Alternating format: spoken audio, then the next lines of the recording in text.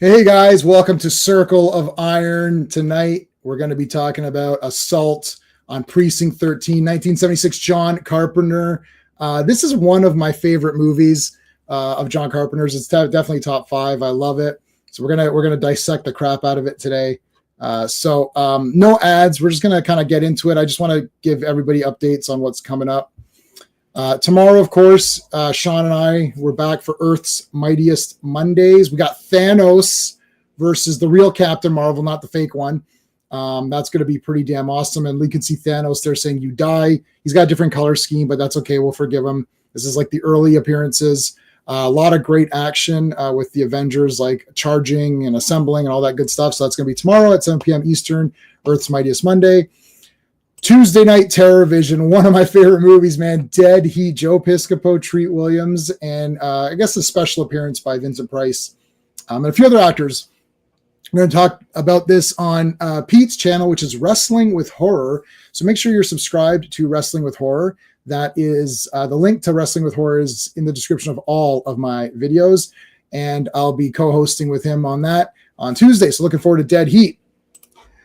Wednesday in the War Room, this is the Action Elites channel. Make sure you're subscribed to the Action Elite. The link to the Action Elite is in the description of all my videos, so make sure you're subscribed to them. I will be a guest on their channel talking about True Lies. That's right. And I pointed this out last time, but I'm very happy with myself because I created this thumbnail. And I didn't add the grenade. The grenade was already there, and I just somehow placed it in such a great way that it's exploding behind the word war. And that was already there. I had put the explosion behind that previously. That's what we've been using for the thumbnail for the past few of these streams, and I just matched it perfectly. So I'm very happy with myself. So there you go. Friday, of course. Fantastic Fridays. Yes, every Friday, 4 issues of the Fantastic Four. I already read the top 2 with freaking Dragon Man. Hell yeah. You've got this biker guy coming in and all this weird stuff. So it's going to be a lot of fun talking about this on Friday. So that'll be cool. And that's it. Let's give a shout out to the Super Friends. These are the channel members, so we thank them at the beginning of every stream.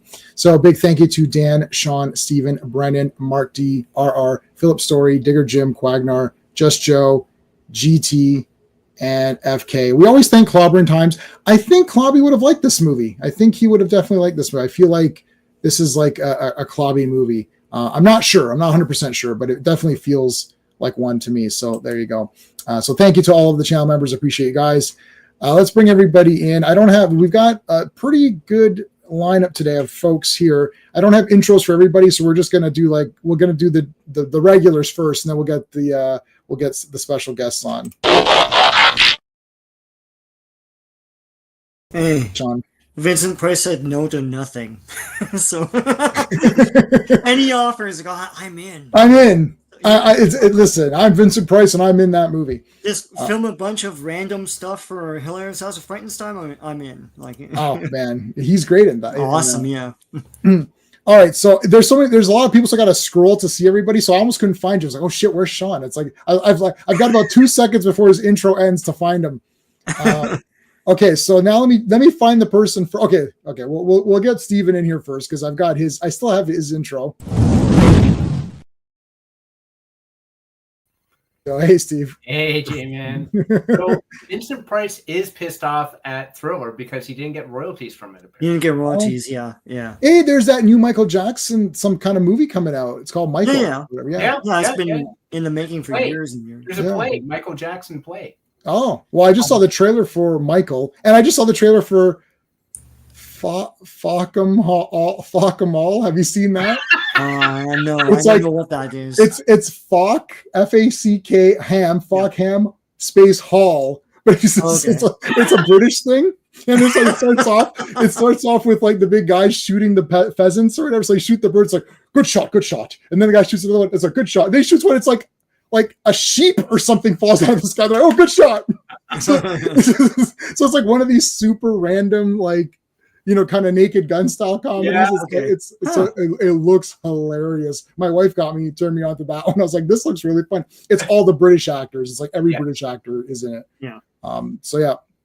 Okay. Let's bring in. We'll use you for Charlie.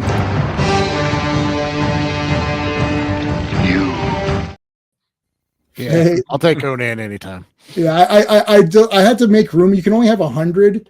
You can only have 100 things, Yeah. and I exhaust that like easily. So I had to take out, and I was like, I'll just take out Charlie's intro because he doesn't care anyways. So everyone's intro got axed. All right, let's bring it. So our other buddy Steve has been on for a while. One of you guys are gonna have to wear like a goatee or something. No, okay. So Evil Steve. because we've got Ross isn't here today, who's also a Steve. So there's the 3 Steves. Yeah. Like we can't cross the Steves. That's what I was saying. Excuse me, Egon. You said crossing the Steves was bad. You're going to endanger us. You're going to endanger our client. Okay. Anyways, so what do I? Oh, I'll use Mr. Fancy Pants. Well, hello, Mr. Fancy Pants. What's up? What's up? Hey, how's it going? It's good. Everything's good. One extra thing about Vincent Price is he took a $20,000 flat fee because he thought it was going to be a one-off. Yeah. Oh, yeah, and and they used it like in every episode. Yeah. Yeah, you didn't think it'd blow up. All right, so I've got an intro for our special guest tonight, and it's from this movie, so it worked out perfectly. So we're going to give him the Napoleon Wilson, one of the best lines among many lines in this movie. Can't argue with a confident man. Owen, how's it going, man? I'm good. How are you? I'm I good, was talking thanks. about Facum Hall there, and I realized I wasn't actually on the scene. And I was like, "Oh yeah, I saw that trailer," and oh, nobody can hear me. Never mind. Oh, well, the trailer's very fun. It looks very funny, right? I watched it the other day. It looks great. All right, so let's get. So far, Joe Dog I think's the only one. So we'll see if. Hold on a second. Let's show the chat. There you go. Joe Dog, what's going on here, man? Hey, how's it going? We're in the era of grief, of course. Jesus is coming back. Okay, yeah. You feel you're always stressed out, Joe Dog. Come on. You watched Frankenstein Netflix, really enjoyed it. Yeah, I think Steve really enjoyed it as well. Awesome. Yep, I'll watch that for sure. Mm-hmm. Did anyone else watch the Frankenstein? I haven't had time. Yeah. Everyone's watching the movies for this, right? So, all righty. Okay, so hold on a second. Let me get this queued up here. Boom. I have the soundtrack to this, which there wasn't enough songs to make a CD, so the soundtrack to this comes with it's called Halloween and Other John Carpenter tracks. So it gives you, it's basically like a compilation CD of his main themes, and then the entire Assault on Precinct 13 soundtrack, which there really is only like 4 tracks or something like that. Like I wouldn't say that there's a lot of music to this. This is his second film after this could be considered his first actual kind of film. The first one, you've got Dark Star, which is really like student film-ish. Yeah. I mean, budget is low as hell. This is low budget as well. It's called Assault on Precinct 13 from 1976. It's in the movie, within the film itself. It's Division 13. It's Precinct 9, Division 13. It's like, so it's wrong. So that's wrong. But then if you actually see, nobody knew that, like, like decades later, they're going to watch this on like a Blu-ray and pause everything. And if you look at the actual location, it says Precinct 14 on the actual building. So I don't know what the hell this is. It's like it's Precinct 9, Division 13, but the building says 14. But anyways, they're moving it in the movie. The story is that they're moving it. So I don't know. It's Assault on Precinct. I guess they thought 13 sounded like cool, right? Yeah. Like, it's like, 13. Oh, so that's like way better or whatever. All right. So, let's do. We got 6 of us tonight. Can we do like whose first time was watching this now? So we got Steve. That's it, right? So I'll say Steve and Steven. So Steve, this was your first time watching it based on me saying, hey, we're going to do this for Circle of Iron, right? Okay. Yeah. All right. So maybe let's leave Steve till the end then. Let's leave him till the end. Sean, when did you first see this? What's your relationship to the movie without going into like lots of detail, just like a quick breakdown? I saw this as a teenager on some unscrambled cable channel thing. So I movie picks or something like that. Right. And I've always seen this as a horror movie. I don't really quite know where it fits in anything. I know it's supposed to be a thriller, but they make a blood oath, and then a lot can be made of that. So yeah, I think this is a cool ass, badass macho thing. It's pretty awesome, and it's from a time when this was commonplace, and now it's sort of refreshing to watch. So yeah, I always love movies when people like team up and stuff. I love that kind of Yes. thing. Yeah. I was just saying that yesterday. Yes. Yeah. Okay. Thanks, Steven. Did I show this to you, or did you see this before? No, you showed it to me. Yeah. I never heard of it till I met you. Right. Obviously, my knowledge of Carpenter was more of the mainstream. My parents introduced me to Carpenter films, but it was all the horror stuff, right? It was The Thing and Halloween and all that. and all that. It wasn't Assault on Precinct 13. So I didn't know he made anything other than horror until you showed this to me. And watching it is a terrific film. It is, I think it's Rio Bravo. It meets Night of the Living Dead. It's Night of the Living Dead. It really is Night of the Living Dead. I watched Rio Bravo after, and I own it after I saw this, and I thought, well, a little boring, right? Rio Bravo was definitely slow. First hour's pretty slow, right? But yeah, anyway. Yeah, but like this is Night of the Living Dead. You have the African American protagonist. You got the person who sort of stumbles into the area with the other characters and doesn't say anything. It is a siege. You can look at Night of the Living Dead as a siege for sure movie as well. It is a genius film though. Like again, wonderfully scored by John Carpenter. Terrific tension, memorable characters. I loved on this viewing. I loved Lee. She's awesome. She is so awesome. She takes the gunshot off the arm and doesn't even flinch. Yeah. She's so focused on it. I forgot Nancy Loomis and Charles Cyphers were on two Halloween veterans. Yeah.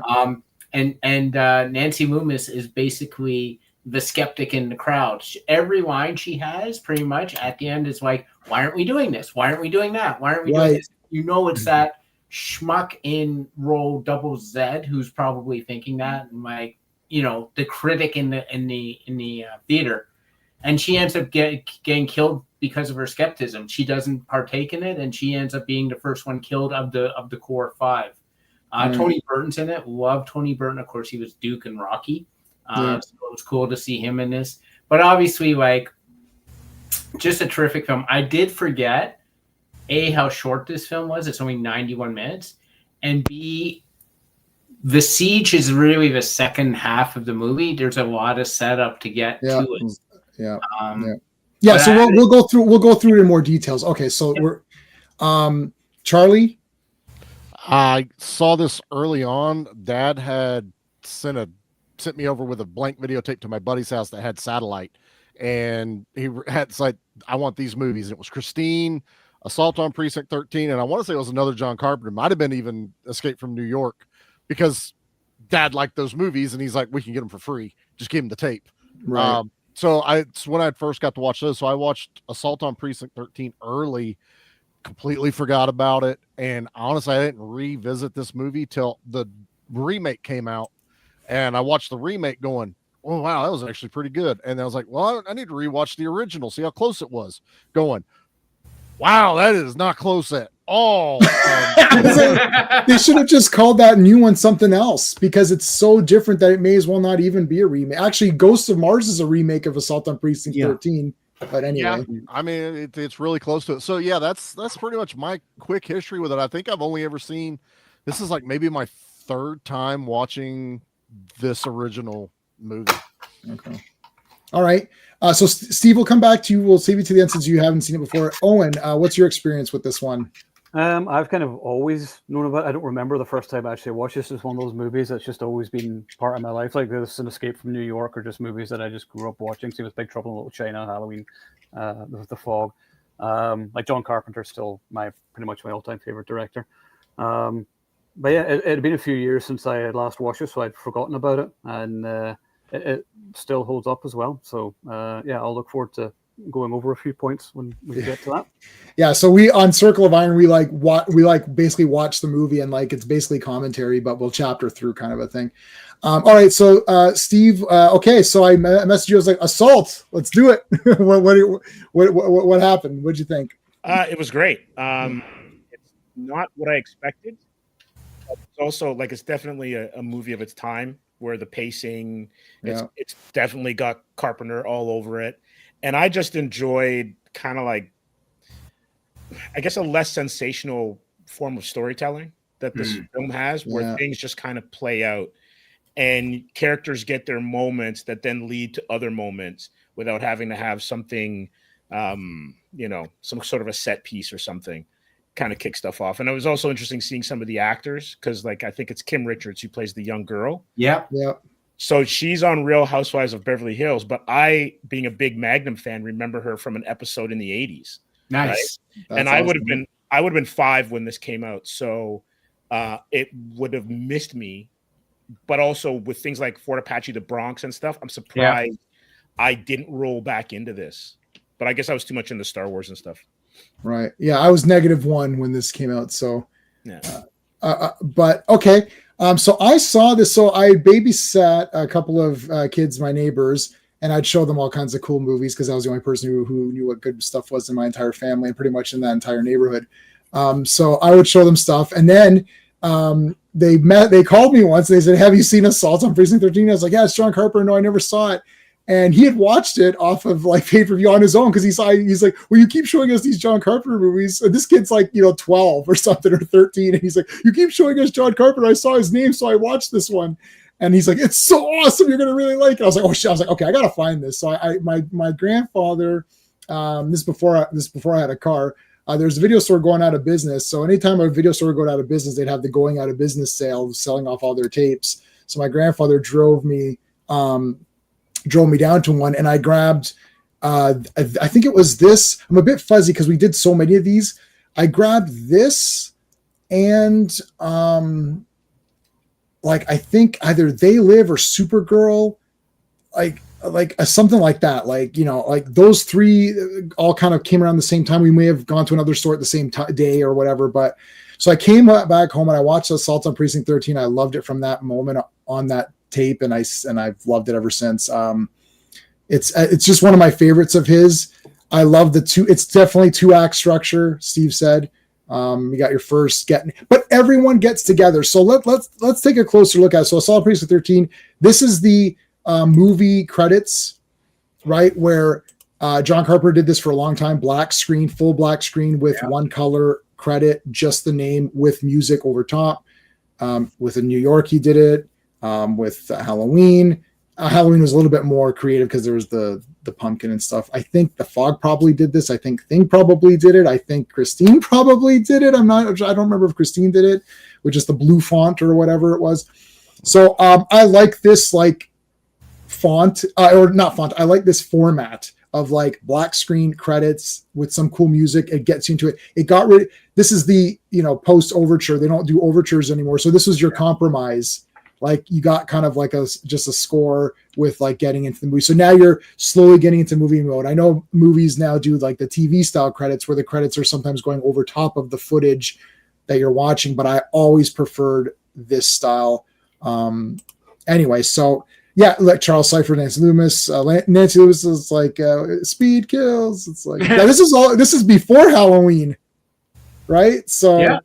The year before was Halloween 78. I say 78. So a couple of years. Did you see the editor, John Chance? That is a pseudonym for John Carpenter. Oh, John Carpenter, yeah. He would pseudonym John T. Chance he didn't want to give himself credit as the editor. So at 3:10 in the morning, I'm usually asleep. I'm not gathering together stolen weapons, only to get shot by the Why cop. not? Well, these guys got their asses handed to them, really. First of all, you're walking around in this very confined area, so you're just looking to get shot down, and the cops just come and just basically obliterate them. I mean, you can make right off the bat, you're like, okay, this is going to be a violent movie. It's no holds barred, and the cops themselves, you can interpret, are they just gunning them down without any sort of like warning or anything? They do give them some warning, but they've got the high ground and these guys are screwed. But I don't know. I think the point is that the gang is so crazy that they won't give up. Like clearly this gang was dead, but they didn't want to give up to the cops because that's your setting of this movie. The gang doesn't care. The Cholo, we mentioned that earlier. Yeah. They have zero ambition other than to just cause chaos and destruction. They basically are zombies. Yeah. Right. You know, they're smarter than zombies, I guess, but not really. They're probably not as smart as zombies. We'll unpack that as we go through. But any thoughts on this opening sequence? I don't think it put the cops in a very good light right off the bat. It actually made me, when I rewatched it again, I rewatched it like literally before the stream. Mm-hmm. I was watching this, I'm like, it doesn't put the cops in a good light because what are the criminals really doing? They're walking through an alleyway. The cops have the high ground, to your point. This is a killing box. This is a kill box. The criminals have zero ability to fight back, and the cops brutally kill them. And for the first, I'd say about 20-ish minutes until they shoot the little girl, the cops, there's a lot of things pointing that the cops are actually as much villains in this movie as the gang members. Mm-hmm. Yeah. Hey, FK, how's it going? Our super friend FK is here. How's it going, dude? Thanks.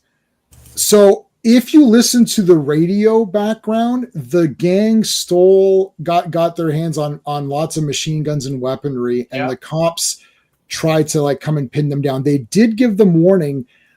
I'm thinking that the cops have to, it's sort of like this, well, the cops got to up their game and they're not taking any chances, right? So it's tough because it's very difficult in this shot, and I don't know if John Carpenter did this on purpose, to tell if they've already banded together. Mm-hmm. I know that they band together. I feel like they were already banding together. So the point of this is that all of the racial gang, it's divided by race, but they come together as one super gang. So the Cyrus, it's actually Cyrus's plan, right? From Warriors. It is actually Cyrus's plan. So they come together. Now they never do the Cholo. They do the Cholo because of this attack. Right. But I think they were already together because they already had the weapons in that base but the cops. So we're not sure about the cops. They could just be like, they'll shoot anybody because they're at their wit's end and they're just done. We'll see Bishop momentarily, and we can tell right away, just the way he's acting, that he's going to be a good cop. Just in the way his mannerisms are and the way he's talking. Any other points anyone wants to make on this, or should we move on? Not really, just it's a real attention grabbing. Yeah. I think if you see it, you're like, oh, holy shit. It's because it's been a few years since I last watched it. Mm-hmm. And then you're just like, oh, that's really a brutal opening scene. It kind of just sets the tone perfectly at the start. So, no, it's a great opening scene. Yeah. I think the only thing I'll say, I'm not going to keep referring this to the new one, but just because what Steve said with you don't know if the cops are in on it or not, that's kind of what they play up in the remake. Mm-hmm. Yes. The cops are now actually the villains in it. Right. But maybe they're even playing with a little bit of that ambiguity when they did the remake, going, you know what? It did kind of feel like the cops were pieces of shit. What if it had been the cops, causing a lot of this chaos? So that was kind of interesting. I didn't even think about that till Steve brought that up. So and during this era too, we had like French Connection, Serpico. So and then you came out of the civil rights movement and stuff. So the distrust of society and power structures were totally there. And it wasn't like the white hat days of like the John Wayne movies where like the law was above reproach. So if you use this as analogous to like a zombie movie, society's already breaking down. Mm-hmm. And it's like, how do you maintain your sense of morality when things are already kind of like going off the wheel? You know? This is why Bishop's character is so important in this movie. And his name is Bishop, which is great too. Yeah. Right. Which that's not an accident. I love Napoleon, the name, the Napoleon. All of the names are really good. Okay, so let's move on. There's the guns. Here's the Cholo. Now this is the guy you'll recognize from him immediately. New York. Yep. Yeah. Romero was his name in Romero. from New York. Yeah. Yeah. If you kill me, he dies. If you're not near in 15 seconds, he dies. Watching like, it today, you're just waiting for him to go, that's all I'm waiting for him to do the entire time. Yeah, he's in there. Now, this guy disappears. I don't think this guy was full in on the Cholo because he does not appear later on in the thing. I was like, wait a minute, where's that guy? Typical, This guy comes in all hot and heavy. Yeah, Cholo, I'm in. And then he's like, I just got to check out what's going on in the back here. And then he just kind of backs away and he's gone. Because these other guys are definitely here. I think this is the right amount of guys. I'll hang back. Call me if you need me. I'll be right back here. Yeah, you guys are good. You don't really need me. So they do the Cholo here in their Tupperware or whatever, their cereal bowl or whatever. Now, the gang has no dialogue. There's no dialogue amongst any member of the gang through the movie. Yeah. I was going to say that is that after something happens to the blonde guy, I won't say it yet, but after that, they all just become faceless. Then, it's just, like you said, zombies, and there's no personalities and whatever. They're just monsters that need to be wiped out, and that's basically it. Yeah. I think it works good too that way because when the white guy does fight it, he is the one that's drawing your attention the most, and then all of a sudden with him gone, like Owen's saying, it's like they're all just kind of the same person, the same like being out there. There's no personality to any of them. Yeah. Hive mind. That's a great way to look at it. All right. Okay. So Bishop introduced, you got like pretty decent looking area house, right? So he's kind of like your shining example of a police officer. Now he's just starting. Yeah. Tonight's his first real shift. That's important. He hasn't been corrupted yet by the system or the society that they're in. He's an outsider. He's driving into the mayhem. He's in an unmarked car. Yeah, everything's like light right here. It's all bright. It's vibrant. It's like, it's good guy. Whenever you're looking at it. Yeah, but again, you can see if you look at that background. You can see like the staining on there. You can see that it is starting to get corrupted. And there's a big theme throughout this film. It goes on with what Steve was saying for sure.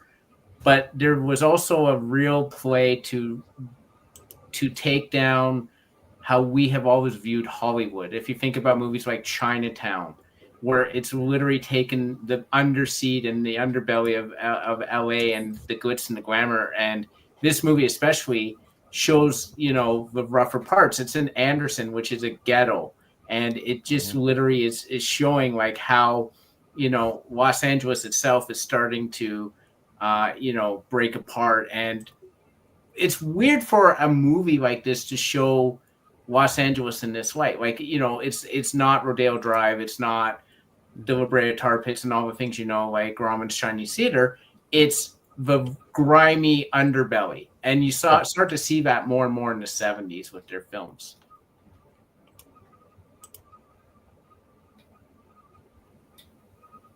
Did we lose? Huh? Okay. What? You cut out on me there. I didn't hear you. Oh. Okay. We were waiting on our leader, James. Oh, sorry. I thought I for some reason it felt like Steve got cut off. I didn't hear what he said. That was weird. Okay. All right. So, anyways, we're setting the pieces in play, right? So there's the cop attack. Yeah. The guys are pissed off. They do the Cholo, the blood oath. Now we see our main guy, Bishop. Now we're going to meet our secondary guys. This is the warden trends. There's ciphers right there. The warden's a dick. So again, we definitely have evidence that the warden is a dick. He's beating up the prisoners and stuff like that, obviously. Got a great zoom in here of Napoleon Wilson. Now he's in the fog, I believe, right? Yeah. Darwin Johnston or whatever. Yeah. Jostin. I think he was in the fog. I think so. And he's awesome here. It's like, I don't sit in chairs as good as I used to. That is a great line. Gotta smoke. Keeps asking everybody for a smoke. Yeah. That's definitely a John Carpenter thing. Like, like Snake's always looking for smokes. Like all these guys are looking for smokes. So that's obviously very cool. So we don't really know what he did. The theme of this movie is that everyone has different kinds of information. Their pasts don't exist. I like movies where only the present matters. Like the past of each character doesn't really affect. It doesn't matter. It's like, oh, he maybe Napoleon Wilson, he killed those men. Literally, the only thing we get in the bus ride is, why did you kill those men? And that's the only thing we know. We don't know how he killed them, why. He doesn't give an answer. He doesn't even say why his nickname is Napoleon. That's never answered. What does Bishop carve in the desk as a child? Even just casual dialogue, that's never answered. You should never run from two things. That's never answered, right? Well, yeah, I mean, his name, which is played on through, but this movie feels like they just dropped the audience in. This is any day you're dropped in. It kind of breaks the norm of movies to cinema, where you're set up for everything, you're told everything that they want you to know. This one, the audience is just sitting there going, wait, is there something I'm supposed, like, is this a sequel? Like, is there Assault on Precinct 12 I should have watched? I don't like, there's a bit of uneasiness when you're watching this going, what's happening? But then you're pulled in so quickly in just the comings and goings of this movie. It's a John Carpenter thing. It's brilliant the way he can just kind of subvert what you think is normal for Hollywood, and then just go and still make it a masterpiece, and then have all the audience go, the fuck was that? And it still kind of fail, and then later it becomes a cult classic. So that's the curse of John Carpenter right there. And really, Charlie, everyone loves the hooker with the heart of gold, and Napoleon Wilson does prove to be the hooker with the heart of gold. Right? Exactly. Mm-hmm. Yeah. He could have murdered babies beforehand. Yeah. We didn't know, so we don't care at the end of this movie. We want him to go free. You know what I mean? Yeah. Yeah, if you don't see what that's the Hannibal versus Buffalo Bill. Hannibal's way worse of a villain, but we never see any of his crimes, and he's a cool character. Where we see Bill doing these horrendous things, so he seems like a worse villain, but Hannibal's way worse, right? Yeah. Like if we take what the character actually is and think about it, right? Anyways, I love the sick guy has no name. It's just like we got Wells. We do get Wells. Yeah. I love, he goes, look at you getting all this VIP treatment here to let me walk around free. almost free. So good. It's like, sure could use a smoke. All right. So here's where Napoleon gets a little bit of mini revenge. It's not like they can do anything to him. He's already going to, be chained up, go to death row or whatever. Mm-hmm. So he does trip the warden up. A man should always tell the truth. Even a little white lie can sometimes trip a man up. Yeah, trips the warden. That was fun. I don't know if I could freeze frame. Oh yeah, it's just about to happen. Yeah, well, there you go. There's he doesn't stand up as good as he used to. Yeah. And again, you have the thing where the police are bad. Like that warden is taking advantage, and he's stupid too. He allows Napoleon to trip him up. So right. All right. So our next set. So what's the timestamp on here? About 13 minutes and 14 minutes in, we get our next set of characters. So this movie is weird because you keep getting introduced to new characters every few minutes, and you're like, I think what might lose people is wait. There's 3 prisoners. There's like 3 or 4 guards. There's ciphers. There's the cop that we saw. Okay. So and now we got these 2 people, plus there's the gang. And you're like, I think, Charlie, you're saying it's like conventional movie. You're like, okay, I've got to remember all of these people because these people are going to be characters, are going to be important. I don't think it's yet determined who the main character is yet. Like you might think, well, we're following Bishop. Okay. So we're following Bishop on his first day. I guess we're going to follow him and he's the main character. And then it's like, he's gone, and he's gone for a while because it's cutting back. You're like, oh, now it's like, oh, are these prisoners? Is this guy the main guy? Cause they zoomed in on him. Okay. Maybe he's the main guy. Yeah. He's got the cool dialogue. We're chuckling with him. Right. There's a whole big, like you said, dialogue going on. So now you're like, you've almost forgot about Bishop, and then all of a sudden when he pops back up and now you get dropped into this, and you're like, oh, okay, wait, now what am I doing here? This isn't a prisoner and cop. What's this dad and daughter driving around looking for directions? And the dad, which is going to come up doesn't want to talk to the cops. I think that goes right back to what Steven said. Yeah. Are the cops bad in this movie? Yeah. You know, are they throwing like a red herring at you? Because that's not a criminal as far as we know. I mean, there's no way to know, but he's like, I ain't talking to no fucking cop. I'm just going to keep going. Yeah. Right. Yeah. But you also don't know what the situation is yet, because other than the title and the poster, but but it's like, what's this assault like? This is where the incident starts. But even then, they're jump cutting. They're still jump cutting, so you're totally. So let's go. We'll start with Owen. When if you can remember this might be really difficult to remember. Steve can answer this easier.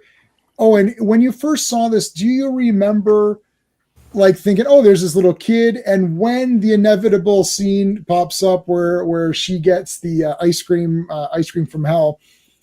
Did you even think in your mind that would happen in this movie, or were you shocked? So even now, watching the movie, it's a shock because you rarely see. Can I just mention it? Or can I? Sure. You rarely see a child getting just shot on screen like that and falling back. And anytime I watch it now, I'm like, oh my god, I can't believe they did that, because it's like the worst possible type of violence is like towards like a child or an animal or a woman or whatever. Mm-hmm. But just like an innocent little girl getting ice cream, I mean, it doesn't get more evil than the bad guy just shooting her like that, and then he doesn't even like look at her, just like, and then just like walks away because it means nothing. So it's still a super shocking scene, and the first time I saw it, I couldn't believe it. And it happens in camera. Like it's not like the camera pans away and you see the girl fall down and you hear the gunshot, she falls. It's like POV from the one guy, boom, blood splatter. You're like, the fuck. Let's say hello to our co-host on Earth's Mightiest Mondays, Classic Comics. Thanks for being here, man. I appreciate it. Kim Richards is Escape from. Oh yeah, I haven't seen those. There's a couple. I think I own those. I think my wife owned those. I haven't watched those. She's got the same exact haircut she had. It's got the bang cut going across the top. All right, I want to ask Steve. Steve, what when you saw this for the first time, whatever, 48 hours ago or whatever it was, what the hell? When you're like, okay, then you got this kid and dad, okay, it's all good. Go. We got to go to Aunt Edna's or whatever the hell their name is, and then it's like, oh, she just got smoked. Were you like shocked at that? Because I didn't give that away. I don't think. No, there was definitely an oh damn reaction to it. And you're right, it's pretty visceral, and I think what its main thing is to set the tone, right? It's just to set the tone of, because there's not a lot of stuff to inform you of like what is this world, and just to show you how soulless and the hive mind mentality that was mentioned before, that there are no real kind of like thoughts about consequences of actions. But everyone's on edge. The ice cream man's on edge. He had a piece by the I guess the gear shift and stuff. So, and then there was just the modern me is like, damn, if they had a cell phone, this would never have even happened, kind of thing. Because it was the stopping to make the phone call. Yes. Then like, so there's a lot. The one thing I liked about this film is like there's a ton of like real world kind of incidences that are just building the blocks for the next piece of action. Where it's like, everyday slice of life thing. Hey, can I get ice cream? Yeah, sure, kid, whatever, go get it. And then tragedy ensues. And it also shows you how like how easy it is to become a victim in a society where there are no laws. Yeah. The randomness of it. Like randomness of it. Yeah, you stop for directions and grab an ice cream. Yeah. Charlie or whoever was on this panel, because we've done a few of these now. Who was the person who I think it was the TMN? Oh, you know who it was? It was RR during TMNT, where he said, "It's because this happens. Because this happens." Was that was RR, right? Yeah, that was RR talking about instead of R and then it was because. Isn't this a masterpiece of because? Like because the gang was shot in the beginning, so because they stole the guns. The cops shot them, and because the cops shot them, they did a cholo and going to attack the city. Because they did the cholo to do that, they randomly attacked that ice cream guy, and because she was getting ice cream, because he stopped for directions, she got ice cream, and because she got ice cream, she got shot. Because she got shot, he goes after the guy and shoots them, and because he shoots them, they go after him, and because he runs into the police, it's beautiful. There's not that and then, because that's just like fake movie plot stuff. Oh, and then this happens because the plot wants it to. Go ahead, Steve. I see you're And not there's in. also one thing that shocked me, and I know we're going to get to it, but was the dad's reaction after his daughter died. Yeah. There was no, I'm going to take the body with me. It was flipping straight to revenge. Yes. That I think was just as shocking, right? Where he basically was on a mission to get these guys. That's another thing where you just feel like everyone's in survival mode in this world. It's like, all control. Yeah. J-Man, just to break it down even further, it was she got ice cream because she got the wrong flavor. Yes. It had to go back. So it's like you're broke right. it even further down to what causes everything to happen. And it breaks down to the dad. You know, they shoot the ice cream guy 3 or 4 times, but he's still alive. To tell the dad there's a piece in the dash. The dad goes to grab it. Dad's just in adrenaline mode. But as a dad, I'm sitting there going, as I would be pissed. Yeah. I'd be furious. I'd want to kill him, but I can't leave my kid laying on the side of the fucking road. You know, I'd at least take that moment to put him in the car. Yeah. You know, and then do what I can. But there's now this feeling of, fuck, we're going to do it again. He doesn't trust the cops already. He doesn't trust the cops enough to call the cops. Yeah, good job. Yes, you're right. Other than he does go to the precinct, but that's also immediately safe haven. That's a survival tactic. Yeah, so, that's subconscious. He just ran for it, right? Yeah. And well, we'll get to all of the great Bishop lines once we get there, because Bishop is a true hero, but we'll get to all of that. So here's the gang trying to decide what kind of violence, because and you see that guy's not there. Yeah. He's gone. I laugh at this. It's right before this. I laugh at this scene because everybody's like getting their little guns ready. You know, they're loading up the bullets. Everyone's got these smaller pistols. And then old boy in the back just has his hands below camera. Right. And then all of a sudden, boom, this fucking machine gun pops up in camera. Yeah. No one else responds to it, but as me, I'm going, oh shit. He's like, I have this. You know, just the bigger gun. That's how serious we are about it. You also have to give a shout out to the guy's awesome hair and beard in the backseat, though. Oh my god, yeah. Super beard. Yeah, good job. All right, there's Ethan Bishop. Now we're going to try to pause and see the name of this precinct. This is, it's just right out of shot there. Hold on. I'm not going to be able to get it on this shot. We'll see again. Let me see if I can get it. Oh, it's just out of shot, you bastards. Well, this is the John Carpenter establishing all of your chess pieces. Now things are happening. There's movement, but we're not there yet. We're not Act 2 yet, but okay. So now he's at the precinct. So you're like, okay, it's Assault the Precinct 13. Sean said this, it's the name of the movie. So that's really all the information that we have going in. The posters are all over the place. I couldn't find the quote unquote the poster. It feels like there's many different versions of posters. Yeah. And I know they do this for countries as well, but it feels like there's like extra, like there's just somewhere it looks like it's just a guy standing there. And that almost looks like it's like a Snake Plissken outline, which I use for the thumbnail. So I don't shadowed one. That's the one I always remembered at the video store, like red and black with the shadow. Yeah. I believe that is a, like after the fact poster. I feel like there's one that's like a drawn one that's all weird looking. I feel like that might be the one, but it doesn't matter. I saw the precinct 13. Okay, so they're at the precinct. Okay, here we go. So we know this guy's arrived. Now he gives you the geography. It's like, okay, you've got that open space right there, right? The back you never see because she says it's walled off. You have to come around through the front. So even if you try to go out of the back, so you know that there's your 3 siege points or whatever, right? Yes. So, and they use these establishing shots many times in the movie at different points. Yeah, the precinct is basically Helm's Gate. It's a mountain behind it is what they're emulating, not being able to come in through the back. Right. So we don't have anybody left. We've got the telephone operator. We've got sort of your desk clerk lady, I guess, secretary. You've got Cheney here. He's one of the guys. You've got one of the sergeants in there which is great. I love that he's loading up guns and putting them in the crates because that's that? Who does that? That's weird, right? It's okay, John. We forgive you on this one. That's pretty much it. This precinct is dead as dead. Like there's nothing there. The Coke machine's probably empty. It looks like it's closed down. So now we're getting some of the story. It's like, oh yeah, it's closing down. We got a little bit of that on the radio. And he's like, okay, I'll tell you I'll tell the guy that the lieutenant is here. Lieutenant Bishop is here.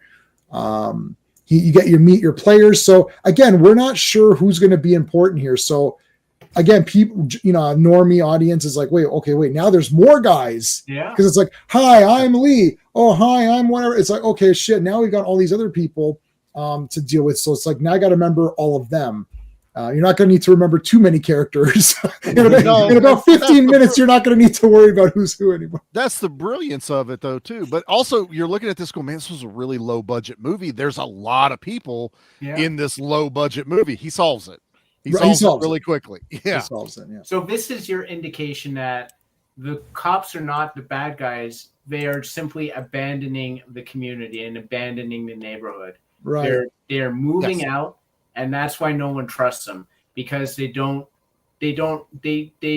broke, right? They decided to leave.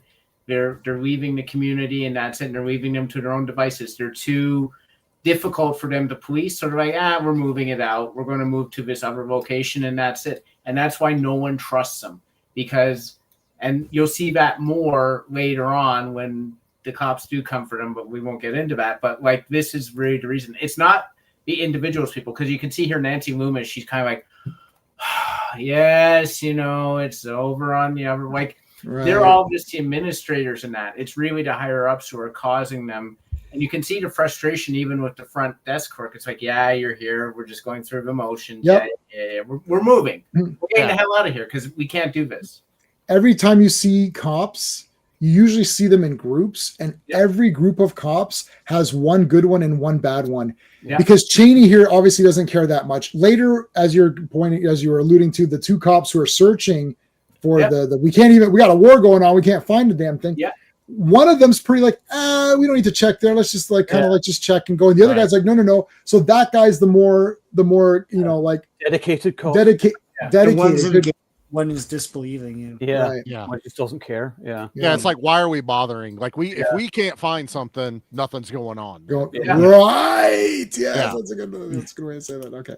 All right. So here's, we get a little bit of Bishop, very, very little bit of background knowledge on these characters. He's like, my father sent me, and I love this story. I absolutely love it so much. He's like, black coffee. And she's like, he's like, a coffee. Yes, I'm black. Oh yeah. Over 30 years. That was funny. Good. That was a great line. But then he sits down and they talk. He's like, my father sent me in here when I was a boy, and I carved something into the desk, and I was scared that the guy would see it and come after me. She's like, what did you carve in the desk? And she's like, pretty advanced for a kid. And you never see what he carved. And he's like, why did your father send you in here? For using foul language in the presence of my mother. Yeah. That shows that his upbringing is great, because it was probably strict, right? He has a lot of faith, so clearly it's some sort of, probably Catholic or whatever, right? Probably, yeah. So he's a good, dedicated, honest person, great upbringing, lived in a decent home.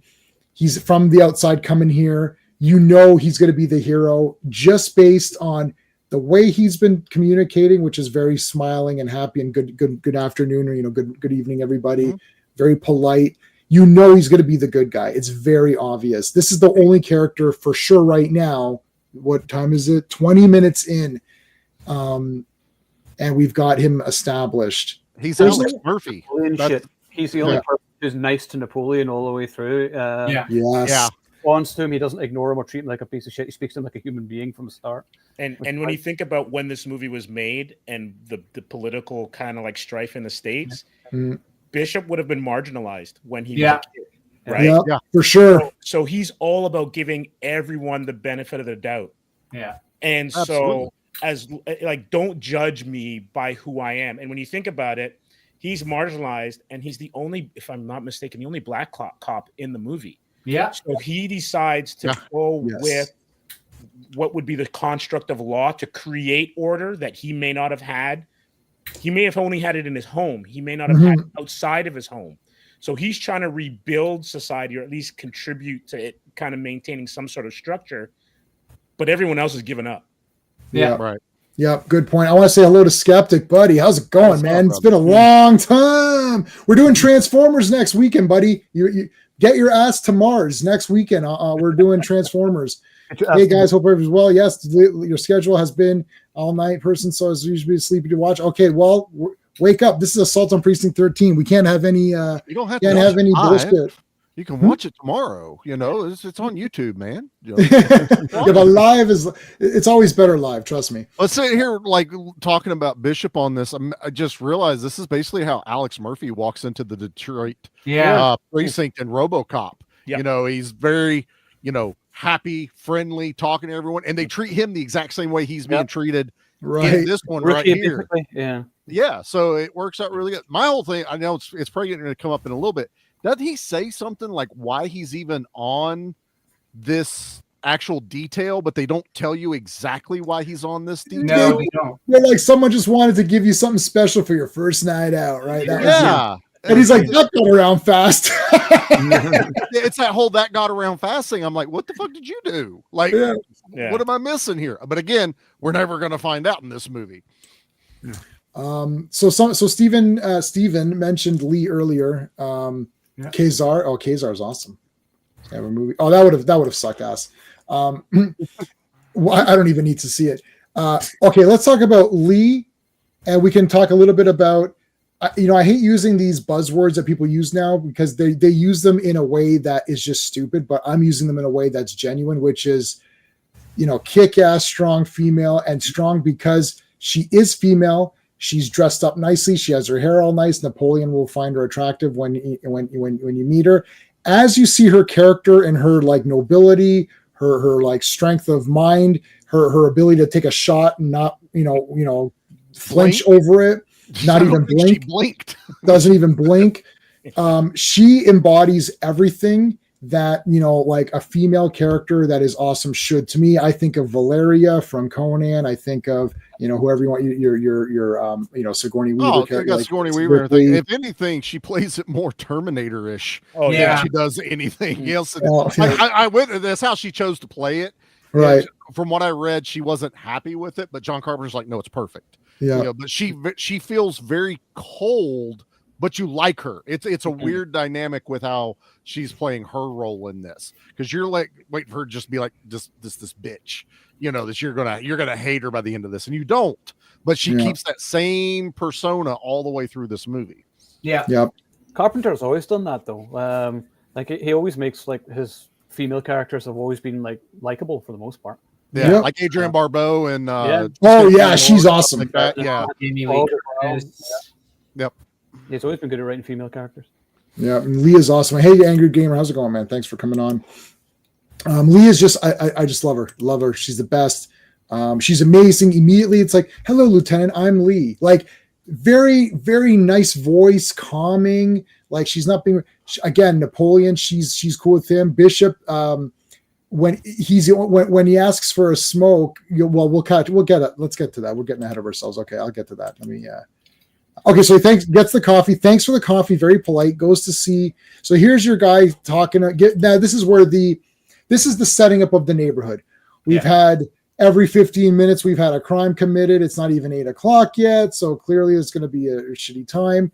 He's going to go over to the new precinct on Ellendale. He's like, you can hold the fort down here. So here's where we're getting it's your first night out. Yeah. We don't, you got this shitty ass assignment. This town sucks. Right.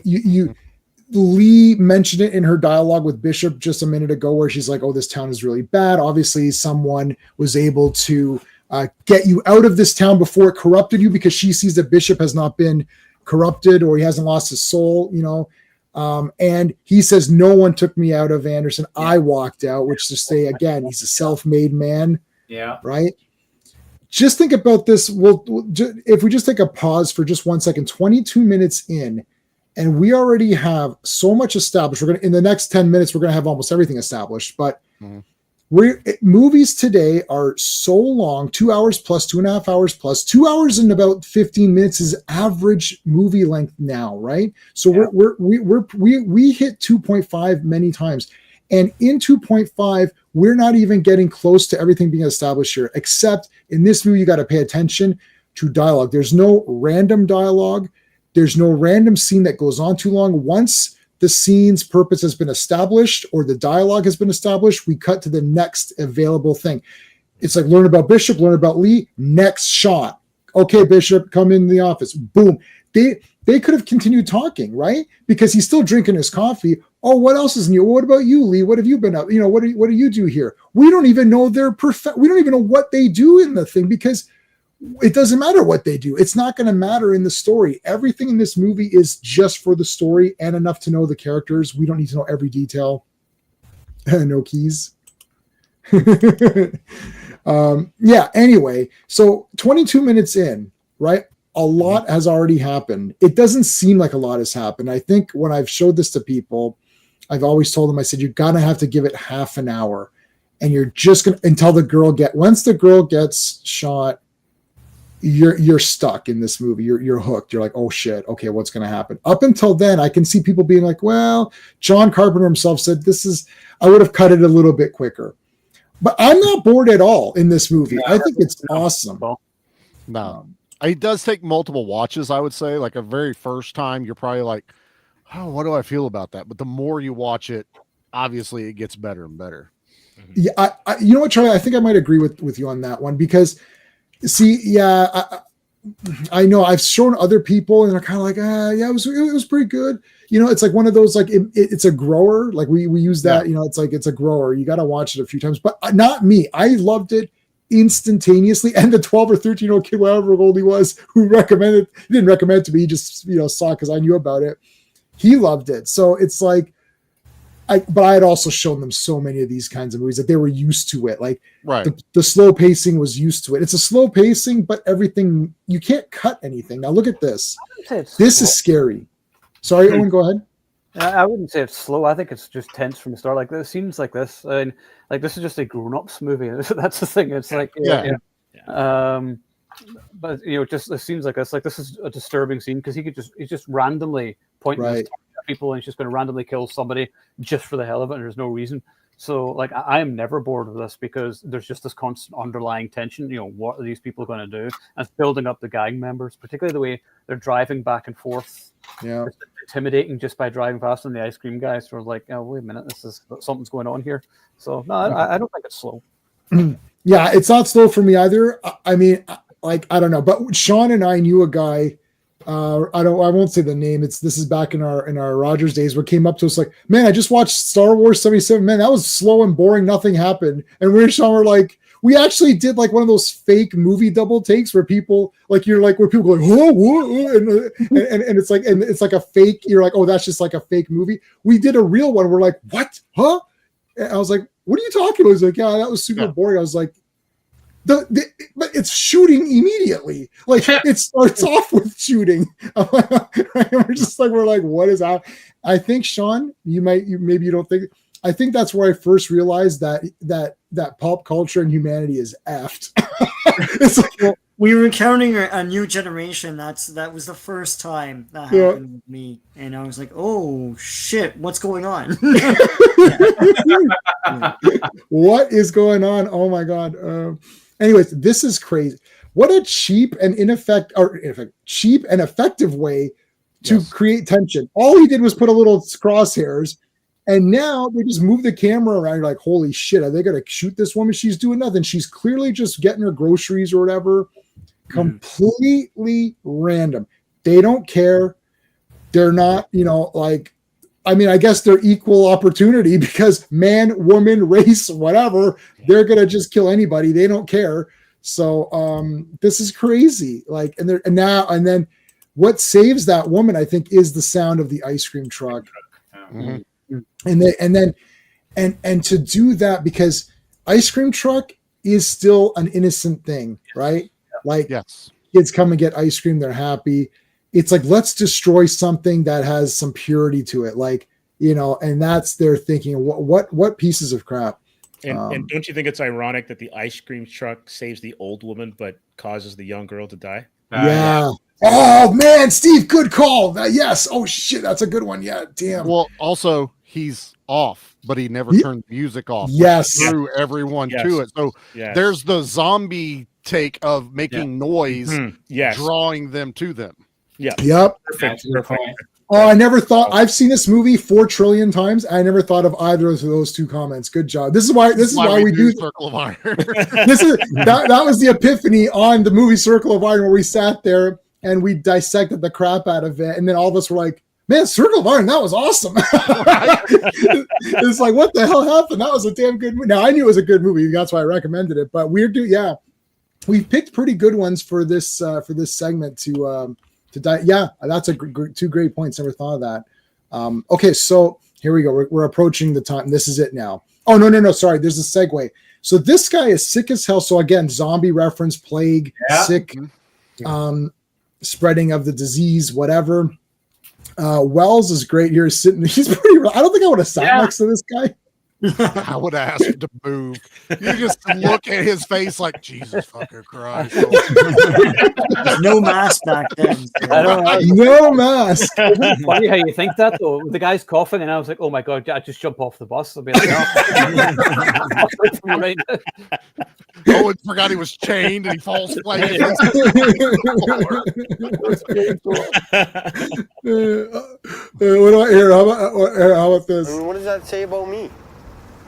I don't know. What does it say? It says you can shit in my mouth. It's like, yeah, what is happening? Oh my god, I know. It's like, get this guy out of here.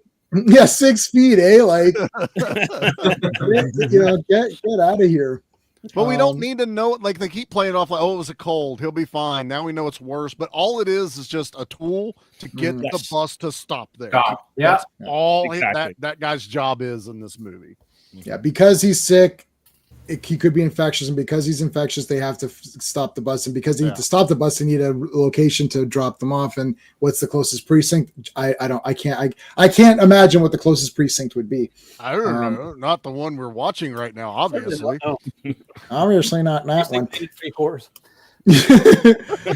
All right, so here's Stalker or whatever. Stalker, what is this? Striker, yeah. It's Starker. Yeah, So Striker. Yeah, they dragged old Starker away. Too bad. I promised to tell him something. So he comes. He goes, you're not crazy. You're not, you're not a psychopath. He's like, oh, but I am an asshole though. You can't take everything away from me. Great line. He asked him for a smoke. Yeah, he's like, you already asked me. He's like, I never got a definite answer. I don't smoke. That's a definite answer. You're either curious about me or you want to give me some shit. So Napoleon, wow, this is all coming out. So even Napoleon is aware of the 2 cop ratio. You either are curious because you want to know, or you want to give me some shit because you're a cop and you want to, think you're better or whatever. Yeah. Curious then.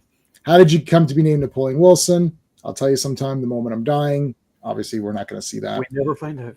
Never find out why he's called Napoleon. And we never should. No prequels, please, or whatever. Yeah, that's dumb. Thankfully, they don't do anything like that in the remake either. They actually change the names up a little bit, and it's just mostly like, I want to say like the chief of the precinct was named Napoleon. It's just so say the name in it, and that was all they did. Yeah, Bishop was actually Lawrence Fishburne, who was the inmate or whatever, right? Right. In John Carpenter's own remake, which was Ghosts of Mars, his sci-fi take on it, it was Desolation Williams. Instead of Napoleon Wilson. That's a handle. Yeah, so that was Ice Cube. Yeah, Ice Cube. Desolation. I got my 4K coming from Shout Factory. I got already. I've got that. I've got the soundtrack to that as well, and the soundtrack to this. I love these movies. Oh, I never showed you guys, so I want to show you. Oh, I forgot.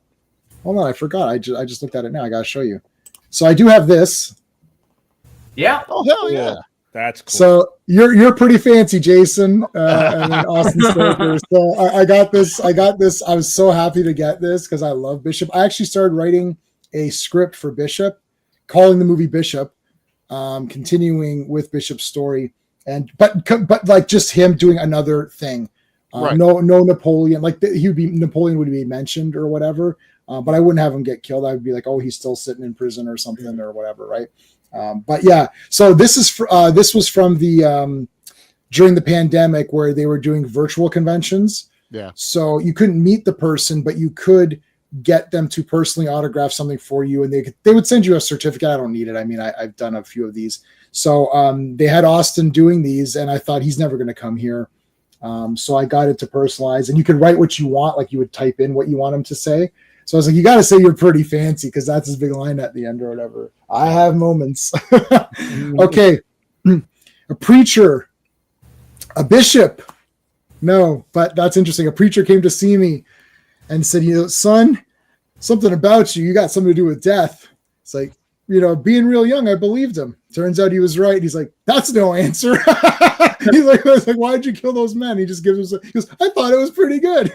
I thought it was a pretty good answer. He answers with non-answers. That's right. The brilliance of it. It just keeps everybody guessing. Okay, so anyways, what was really a fun little thing that I always notice is when Starker sits down and he offers Napoleon a piece of gum out of courtesy, and Napoleon's just looking at like, what are you effing kidding me? I'm like, I want to smoke. I don't want to gum. I just thought that was really fun. It was just a fun little incidental.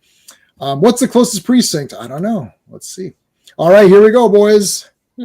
Now this shows you that he is not from this neighborhood, because why would he leave his daughter alone? Yeah.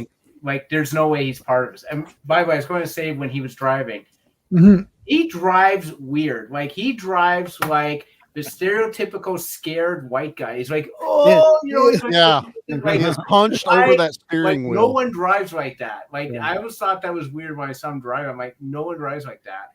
I thought, and this showed me right off the bat, like, this guy's nervous. He doesn't know what he's doing.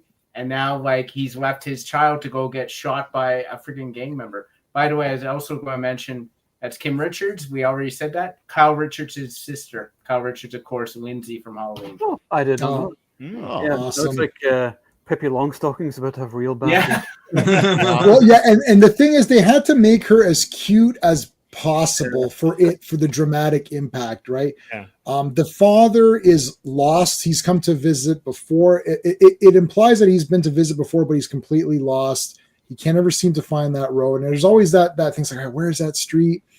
So he's driving, and he's kind of looking, and it's like can't find it. Doesn't trust anybody. She mentions, why don't we ask the police officer? He's like, no, I don't trust them, because he's aware of the 50-50 rule, I guess. So anyways, he stops, and he's almost like kind of half paying attention, half not. Like, he's thinking, oh, I'm just going to get these notes and go get your ice cream. Because he knows the neighborhood is bad.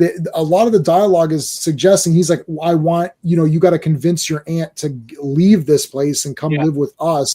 Let's get her out of here. So he knows, but I think he sees the truck is right there. No one's out. Like, there's no one around. So he's... They know better. It would put me at ease. You're like, oh shit, nobody's around. There's an ice cream truck. Go get your ice cream. Whatever. He's also upper class because it's actually his nanny, the nanny he's trying to get. Yeah. Oh, that's right. Yeah. So he's upper class, right? Because he can afford a nanny. Right. All right. So, anyways, all right, here we go. The guy's gonna pop up. Yeah, I'm not gonna. I don't think I'll be able to. Okay, this is a good freeze frame. Because I don't want to play. I played 1 second of Brave Star, whatever, and I got copy. I'm like, really? It was just one. So I'm not playing anything. I'm just doing still shots. Right. So our we'll call him Romero. Romero gets him. And he's gonna puts the gun in his mouth, and this guy's now he didn't get a chance to grab his gun underneath he's got a small gun underneath. Couldn't get it in time, so now they're threatening him. Of course, they don't want money, and this is the Terminator. Can't be bargained with, can't be reasoned with. It will not stop, right? Okay, so we know. Okay, so here, there it is, right there. There's the tail end of it. Yeah, I'm not going to be able to get it. I don't think. Let me see. Well, there's our laying there, but it's you best not show that anyway, because then you get cancelled or whatever. That's good enough. Okay, that's good enough. You get the idea. Yeah, it's shocking. I'm sure you can find it out there. It's shocking. Yeah. And I remember watching this thinking, holy hell, Did she just get smoked or what? There, what the hell? I'm like, she just got smoked pretty bad. Oh, and but she we're not just supposed dropped. to kill kids in movies or anything. How dare we kill kids? We were killing kids in the 70s. All right, which is totally fine. I mean, and that guy walks off like he's more concerned about the potential wedgie from his tight jeans than he was about about that girl. Like he super walked off with the big butt jeans. I'm like, relax. He dropped a load in his pants, man. But it's that anarchy end of it, man. It's just that I just felt like killing you today. You know, that's all these guys are even doing right now. Yeah, you could really, you know, be like you were talking, Charlie, when you were talking to your dad, giving you the sort of the blank tape and getting you to tape all that stuff. This would be an absolutely great pairing. You throw in like Warriors, like do like a theme night. You do like a Warriors. You do. I was thinking that actually. I was going to say that. What if this took place in the same universe as the Warriors, and this is just like another gang? It could easily, you know, because this is like the lead up to Warriors. Like this is where it started. Then they've broken into sects. But it's similar though, because like I was saying earlier, actually I said it in my head, but I didn't say it. But that's it. Walter Hill makes similar movies like this where he just thrusts the protagonist into something without giving them much of a backstory or anything. Like you watch Driver or whatever, he's just a driver. You know, you don't really find out too much about them, and that's sort of similar to this. It's just that kind of era of filmmaking where, you know, it's left to your imagination. Less is more. Yes, that works really well for this kind of stuff. All right, and we're about to trigger Act 2 in a couple of minutes.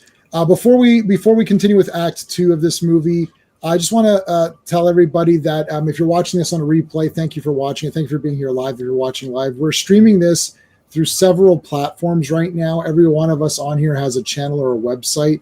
The links to all of our stuff here on the panel is in all my videos, but I've also put them in the chat for your convenience if you happen to be watching.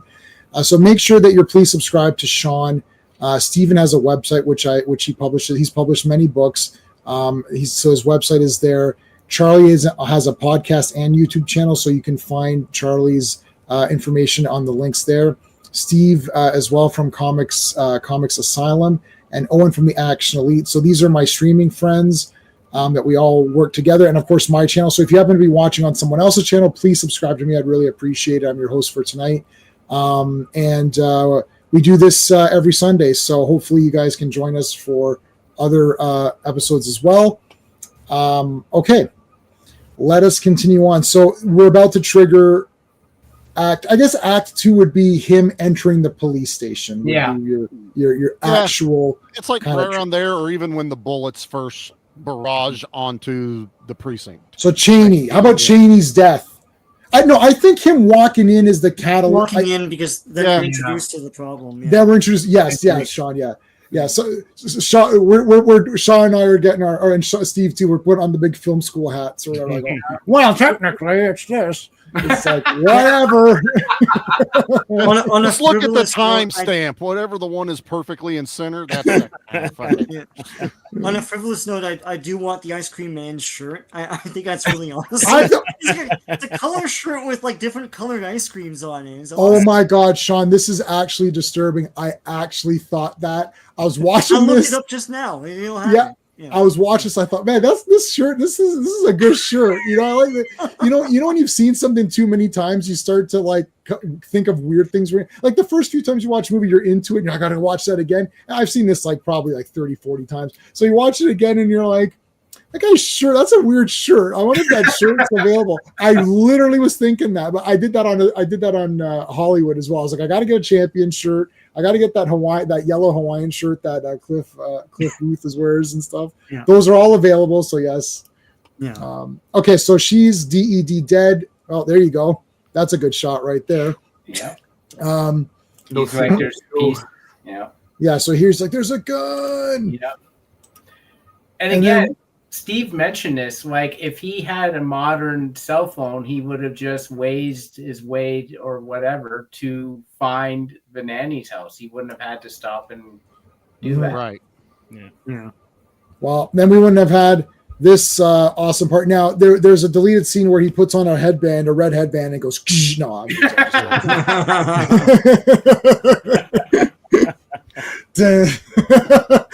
no, that didn't happen. I'm just joking.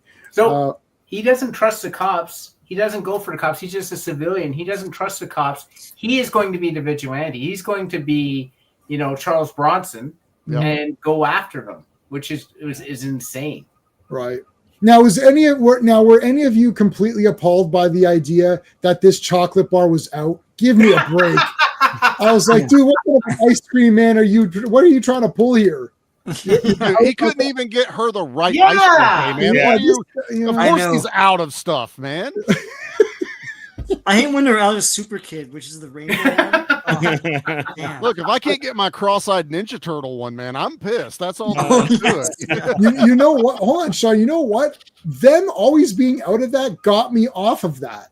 I know. Because then I was like, you know what? Always out. Yeah, you know what? They were always out. And I was like, you know what? I'm not even going to bother with this anymore. I'll just take whatever. It's like you're right. That's appalling. Look at a push-up. I don't know what this is. Look, living in rural Virginia like I do, this ice cream truck concept just blows me away because it'd be melted by the time you got to the next house. Not that many people locally.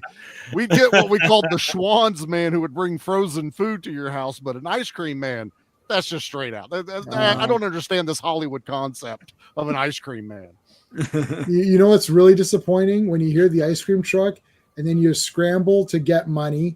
Yeah, because they're trying to, and you're scrambling. I got to find some change, whatever. And you find it, and you run down, and they're driving off as you come down. I was like, no, that has to be the worst. Don't you cut through like the neighbor's yard? Aren't they going down to the next street? I couldn't make it, man. I was so disappointed. I was like, and I was like, fine, I'm buying Haagen-Dazs for like 17 times the price. I don't care. Anyways, okay, so there's the precinct getting the sun's coming down here. All right, here's the bus of the so here's Starker, and he's like, oh, can't we use your holding tanks? They all died because of him. Yeah. Bishop gave him the out. Mm-hmm. Yep. Interestingly enough, Bishop's like, you know what, go to the new precinct. And he's like, listen, can't we just put him here for a little bit? We could be infected. And he's like, yeah, okay. Yeah, sure. Come on in. You guys might be infected. That totally makes a ton of sense.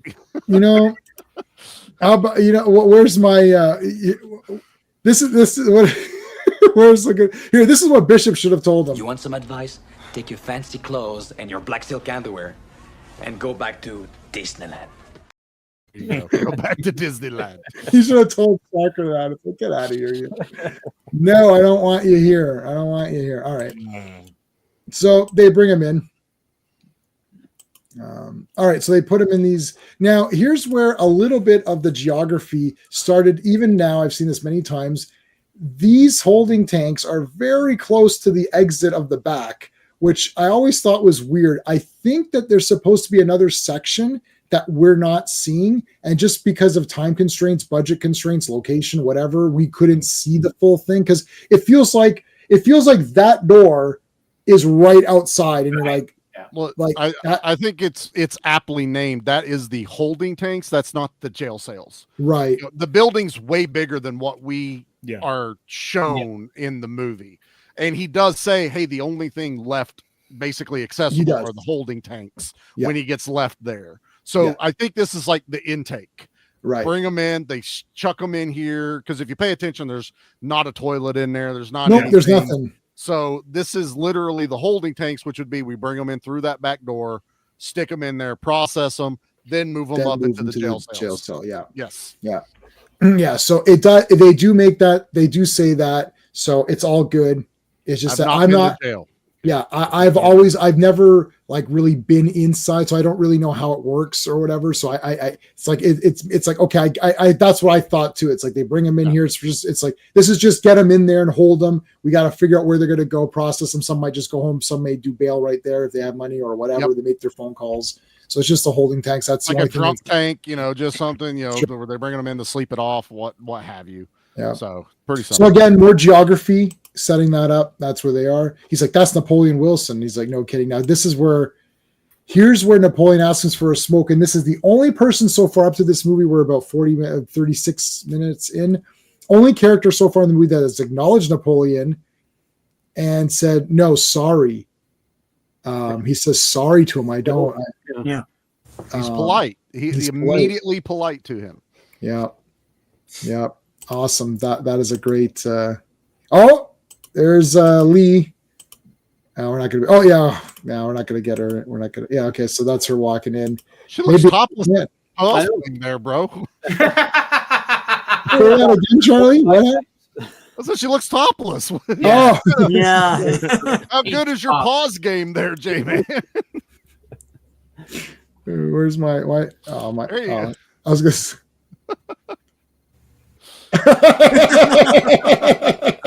Okay. That's a new one. I was looking for some GG ones. Okay. Yeah. All right. So this is you. Okay. You do have some moves for a man in leg irons. So they share a glance. It's going to be hard to pause. Yeah. Again, I can't pause it. The sexual tension between the two of them are immediate. Yeah. Like it is. Yeah. Boom. There it is. Yeah. Mm-hmm. Yeah. All right. So Wells acknowledges the moves of Napoleon. Here we go. This is a hard cut.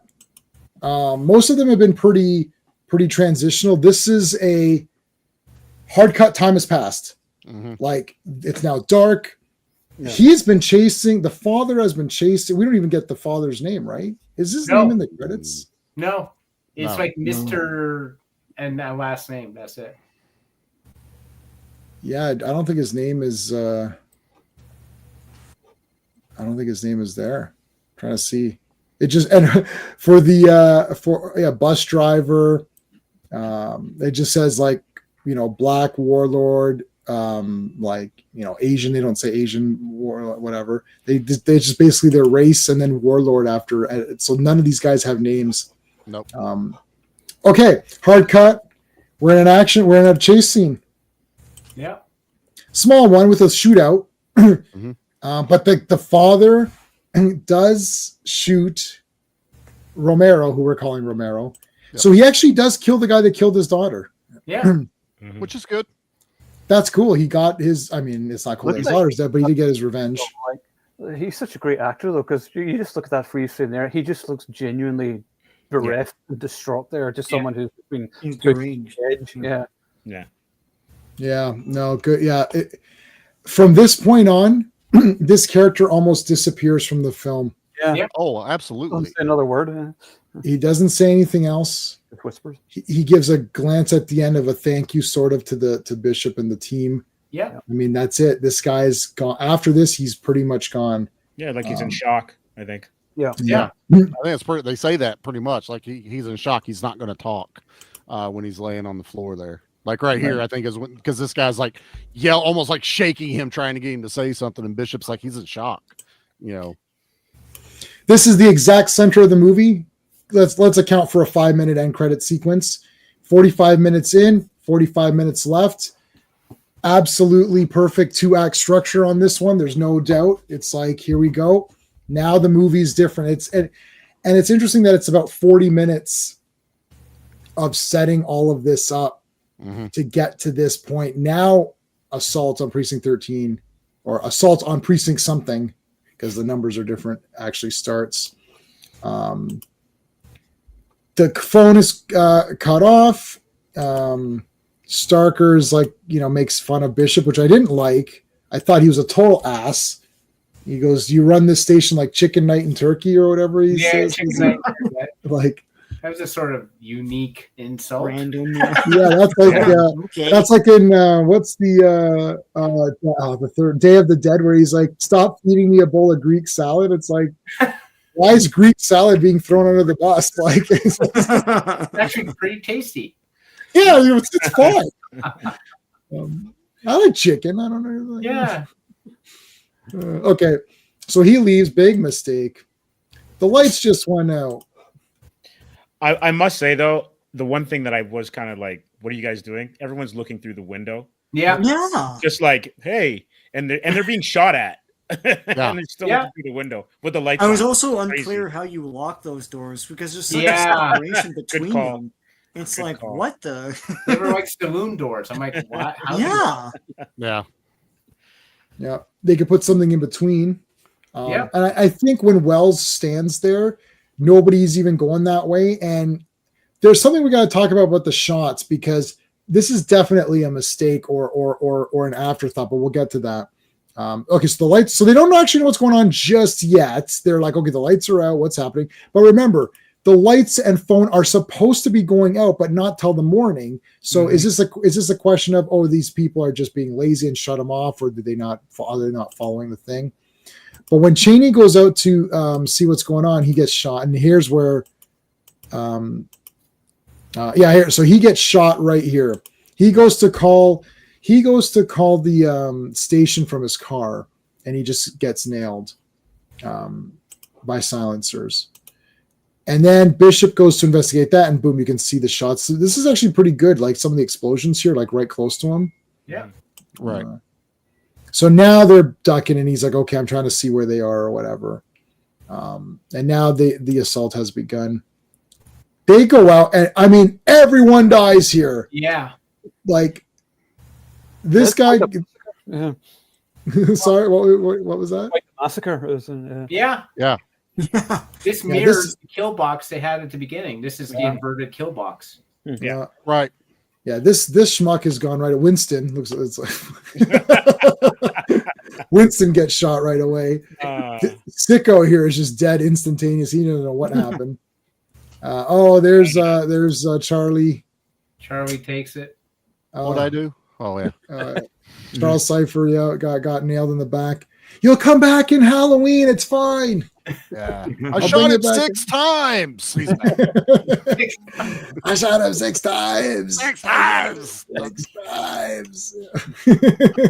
It's like, are you sure it wasn't 7? No, dumbass. It doesn't hold more than 6. Oh, Right. okay. I don't know. Maybe it was 5. Are you sure it was 6? I don't know.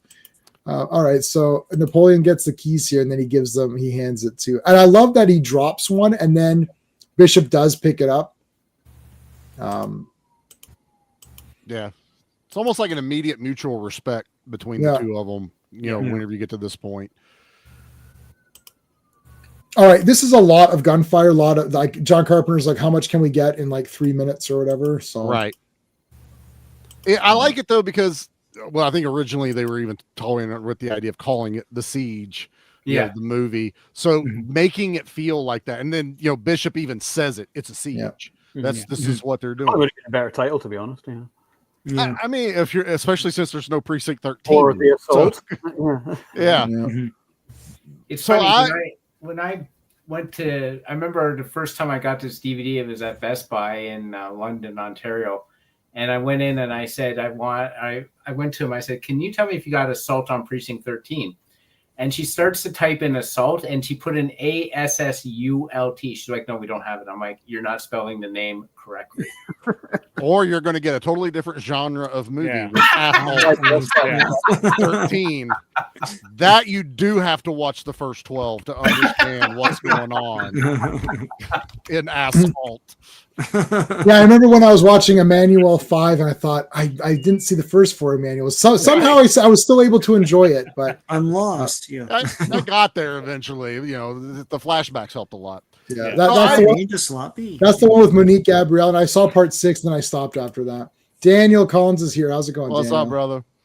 So I have a question on this one. This was a unique thought process I had watching it again, because I haven't watched as many times as you guys. Is the dad the actual catalyst for what's happening tonight?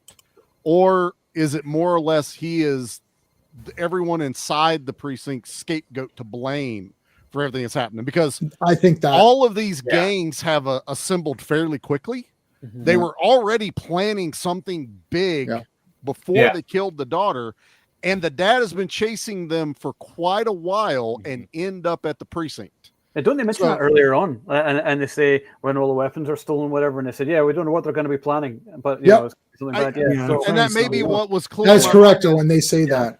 But but when you're watching the movie, everyone's in there and they're like, well, I think it's when the girl goes, they want him. Yeah. Let's give him to them. And he's like, no, he came here for protection. Yeah. But he also got me thinking, like, I think you guys were the target the whole time. Yeah. It doesn't. So I think it's the second thing that you said, and then a little bit extra. I think what happened is that they said, we're going to go out and we're going to do something shocking because we're pissed off. Let's kill the ice cream man. The girl was an attack of opportunity. She happened to be there. Mm-hmm. Then when the guy attacked them, they're like, well, F it, we're going to get him. And when he ran into the station, they thought, oh, we can get him and all the cops, and that's why they do for the 6 that were shot, and they put the Cholo. See, when she says, why don't we give him to them? And he's like, no, he came in here for help, or he's going to get all the help he can get, right? We can give him. But then Wells says, nobody said anything about the Cholo. And then he's like, okay, what does it mean? He goes, they don't care. They were already, I think that they're like, it was just like, oh, it all fell into place. Yeah. They didn't do a new Cholo because the guy killed the white guy. Right. They already had the blood with them. They already had the flag, the markings ready to go. They had the weapons. They had the plan. Because the other thing is the cops are giving it up. If nothing else, think about it. What would the gang want? That fucking building. Territory. They can fortify that territory. That building would be now their new gang headquarters. To centralize and really take a stronghold in the neighborhood. But it was just something, because like I said, it's only like maybe the third time I've seen it where I was just like, yeah, I kind of think the dad's, being treated more as a scapegoat, and it was never really his whole fault at all in this thing. It was convenience. Yeah, exactly. Yeah. Okay, I'm not crazy. Then no, I think so. Yeah, they followed him, and then they're like, "Oh, this is perfect. We can nail him. We can nail the cops. We can nail everybody. There's not that many people in there. We cut the phone lines because this is happening quickly. I mean, as soon as the dad runs in, the gang members are out there. There's more than just the 4 guys who are now 3. Right. So now you have the 20 or so. Again, no cell phones, nothing like that. Now they've taken out the telephone pole. Maybe there hadn't been calls for a while. That telephone pole was already taken out because they said something about it being possibly took out further down. It is the block. And that's why. So that guy did come out to repair it. She says a very quick line. She says, doesn't the phone company automatically know when there's a line down? And they do know when it's a line down. And they sent the telephone repair vehicle and they shot the guy. Yeah. And that was genius. It's a quick line by her. And then because Bishop cuts her off, he's like, oh, wait a minute. Because like, okay, we got to focus on what's going on. But she says that. Yep. Mm-hmm. So yeah, they took the main line down, and they knew. They took the main, because that guy wouldn't be there to take the precinct phone line down that they talked about, because it would come off of that pole. Yeah, he says that. Oh, that pole's still connected. They haven't disconnected that one yet. That must be further down. Yeah, and then no one can call. That's the other thing. So there are 2 houses. The geography is so important. This is more. The geography is more important in this even than Night of the Living Dead, because Night of the Living Dead, you just need to know they're in one house. It doesn't matter. Right. This one, because it's a siege in modern time of the movie. The movie is in modern time. Hey DJ, how's it going, dude? Thank you for coming on. It's modern time. This movie is modern for when it was made, right? Like it's not saying it's the past or what. It's not a period film. It's a time. So they've got to explain shit like that. So they've got the same problems we have now, which is how do you get rid of cell phones? How do you get rid of video cameras? Like it's the same kind of stuff that we would have. Take it even further. So when Bishop keeps saying the cops will be here in 5 minutes, 10 minutes, 20 minutes.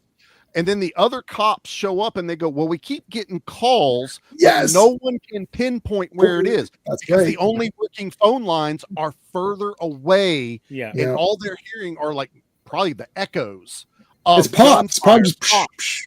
So like, they cannot pinpoint, because if it was a neighbor 1 block over, they're like, oh, it's this block. Yeah. Of course, but I think they were giving them a wider range every time they said the street names. So that's could probably be a square mile. She says there's only 2 houses at the end. All the houses are boarded up. Yep. So and there's 2 at the end. They don't know what's going on. Also, this throws into one of my favorite movies, top 10 is 12 Angry Men, where they say, maybe someone would have heard the scream. And it's like, yeah, but screams are very commonplace. So if they're always hearing, it's a gunshot over there, they're not calling in every time they hear something. It's only that maybe they heard it after the major shootout. There's a couple of major shootouts, right, where they're firing back. So there's the first sort of mini assault, and then there's now they shoot back coming up in a minute here. That's when they start hearing it. But the line being down, the guy's already sent out for that, but he's killed. So we don't know when he's killed. He's killed in between now and Right. 15 minutes into the rest of the movie. So like he's already dead, or we can assume the phone line guy is coming out now, and then in the next 15, 20 minutes, he'll be dead. Right. So those people can't call in anyways. The phone lines aren't, and even when the guy comes, he doesn't repair it. So there's only those two houses on the block who probably are like, I don't want to get involved, or I don't even know what's going on. Right. Right. Yeah. So there's a lot of setup and forethought in how this is all going down. Yeah. Yeah. This is a big time geography movie. So now here's the major shootout. There's Lee. They're trying to figure out ammunition. I like this sort of resource management. Yeah. We've got 3 or 4 guns. Each gun has whatever ammunition box it has. We have flares. We have those acetylene tanks. We Flares, have no gun, no flare gun, no flare gun, but we have flares. Right. That's cool.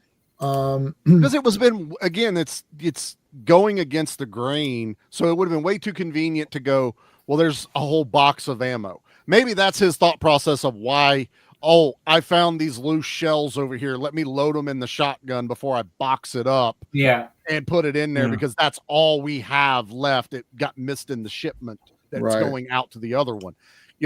And honestly, you don't dwell on it. Basically, you have a finite amount of resources and it works for the story. Exactly. Yeah. Okay, so she's not dead yet. I always try to pinpoint where she dies. So it's going to be in this next assault, so to speak. They're trying to get the box of ammunition open.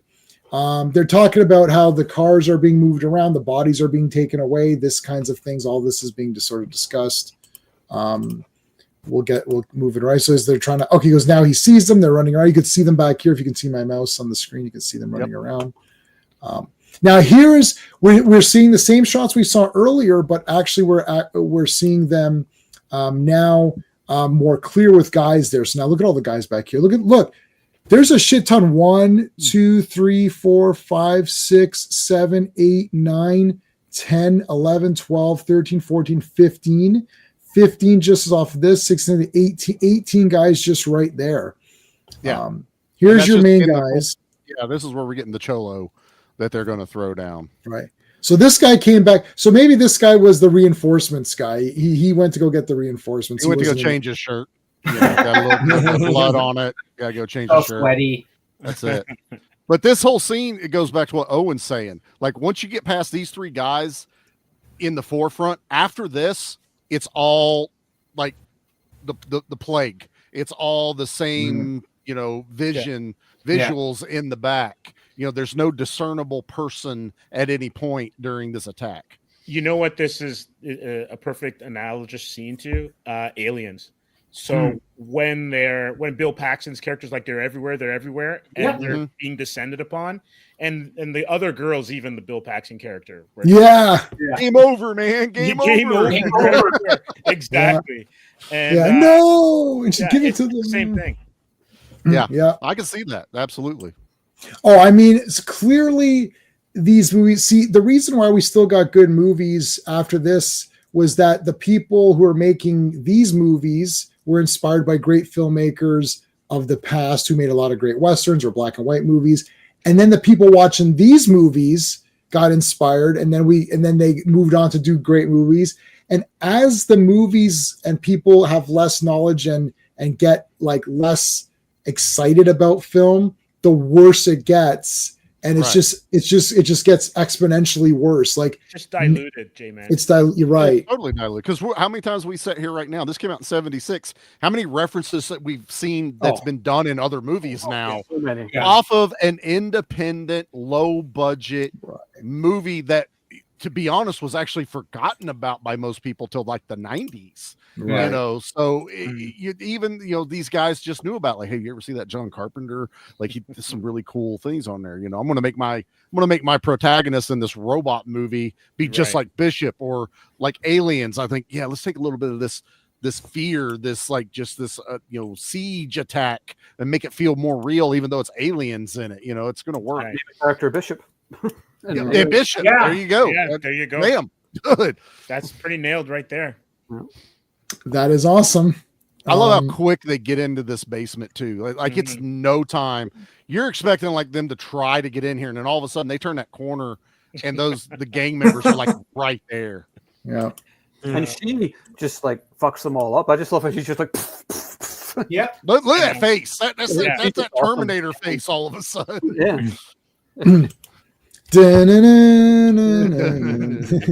Like I like how she measures each one before. Yeah.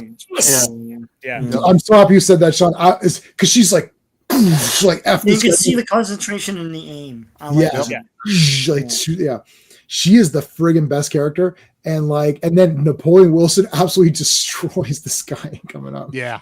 I don't know if I'm going to be able to pause it on here, but he absolutely destroys. This guy gets his arm like. Right? Oh, dude, he snaps that fucking arm, dude. It's just crack.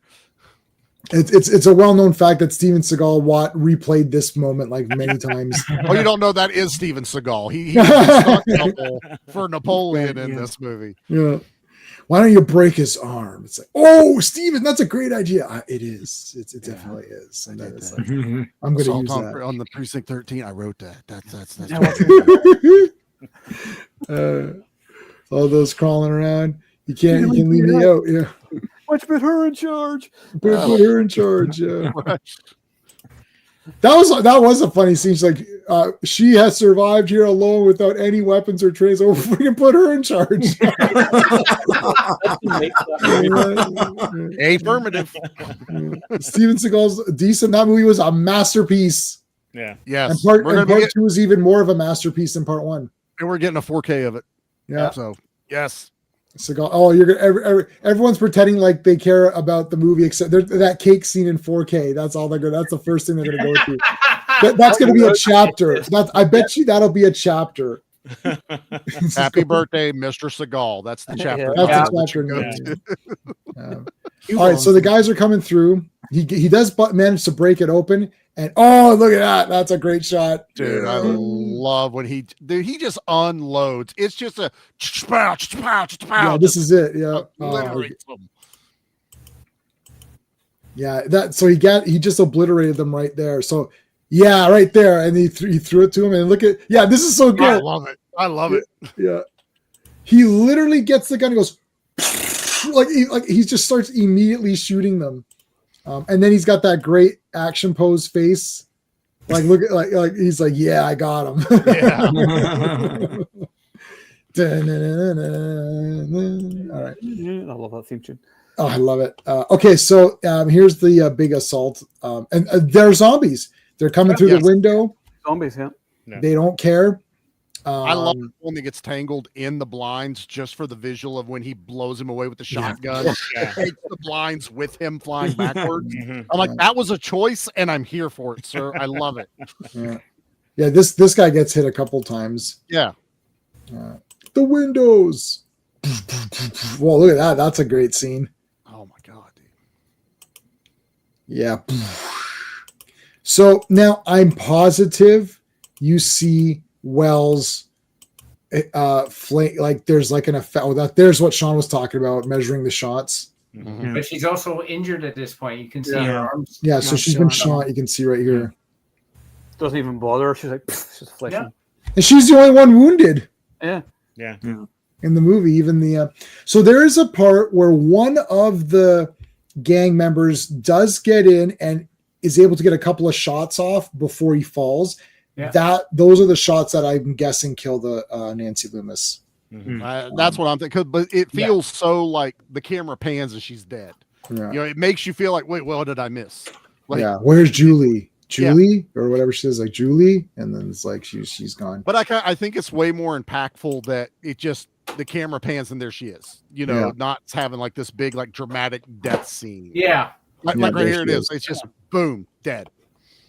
Well, it shows her fears were justified, right? Like, and she died basically alone. She was unarmed, and basically that was it. She was gone. Right. But it also plays the opposite way, where everyone else fought for survival and survived, but because she refused to fight with them, she died because of it. So there's a couple different ways you can play with that. Yep. I like that, Charlie. She was one of the ones. because even the dad fought back Yeah. when he had to. Like And now anyone, he's catatonic, so we're not even worried about him helping. Now it's a protection thing. yeah, That the whole thing for these people, and Bishop says it, we have to protect him. That's Right. our job now, because that's what we do. We serve and protect, basically. And because she lost sight of what her job is, even though she may have just been the phone girl, or secretary, or whatever, she was so resistant to it. She just wanted to run, which also would have killed her. You know, so either way, her fate was to die, but because she didn't fight it, that's ultimately what caused her to die. I think Carpenter's message is that you must fight. There is there's no option to resist. There are certain times you just have to. Yeah. Yes. Now every time I watch this part, I always feel like having a Coke. I can't pick. Yeah, I don't know why. Just drink the Coke and just hide in there. I bet it's bulletproof. Hey man, I had to move one of those old school fridges that are built like this. These things are heavy. Oh yeah, that's a 2-man job for real. And then those outlast all of us as well, because like. In the year like 9,000, it's like, oh, there's that Coke. You know, there's a reason they do Nuka-Cola in the Fallout series. It's just that's just going to survive till the end of the apocalypse. I now have to give that Indiana Jones movie. Was it Crystal Skull? Yeah, I agree. I think I have to rethink that. I got to rethink that now. Yeah, maybe it's fun. Yeah, I think maybe Spielberg was onto it back then, and we didn't believe him. Yeah. So he's gonna get the smoke coming up, which is like, oh no, here's where they discuss saying you're serious about keeping me alive. It's like, I want all of us alive. Yeah, well, Bishop is the optimist and Napoleon is the realist. Yes. You know, Bishop keeps saying, oh, they're going to come, they're going to come, they're going to come. Yeah. You know, we're in the middle of a city. They're going to, like, 5 minutes, they'll be here. And Napoleon's looking like, no, that's not happening. Yeah. Right. Napoleon keeps pointing out, he goes, they drag the bodies away, they park the cars back where they were, you can't tell. I love where he's like nothing happened. Like nothing happened. They kill 5 police officers, 1 secretary. We kill a dozen of them, and that's nothing happened. You know, it adds to his kind of mystery that he picks up on that immediately. Yeah, it's not so much like maybe that's what he would have done, but he notices that oh, you're a cop. You're a cop. You're supposed to notice shit, the small details. But when he's the one that has to go, where are the bodies? They moved the cars back exactly where they were. And you know what? He's probably ex-military, so he's probably back from Nam. That would be good. That's an interesting idea. Probably back from Nam and has been in jungles and in shootouts and in warfare. So he's just back at, he's back at home in terms of like what he's used to, or what. Well, he drop a line like "I've been dying since birth" or something like that, or born out of time and whatnot. Born out of time and stuff like that. Which that would line out, man, to be in coming from Vietnam and stuff like that. So that's not, again, I agree with Jay, man. I don't want a prequel, but when we're breaking it down like this, it's kind of cool to kind of think about that.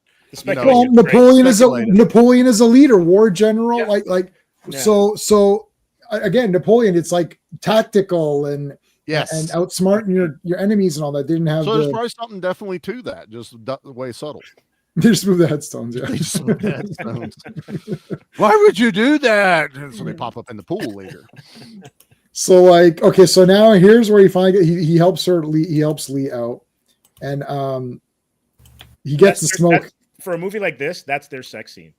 That's how they get to be intimate and make the connection that if the worlds were different, they could have been together. Oh yeah, and they smoke at the end. That's what I say. The cigarette, don't they? That's right.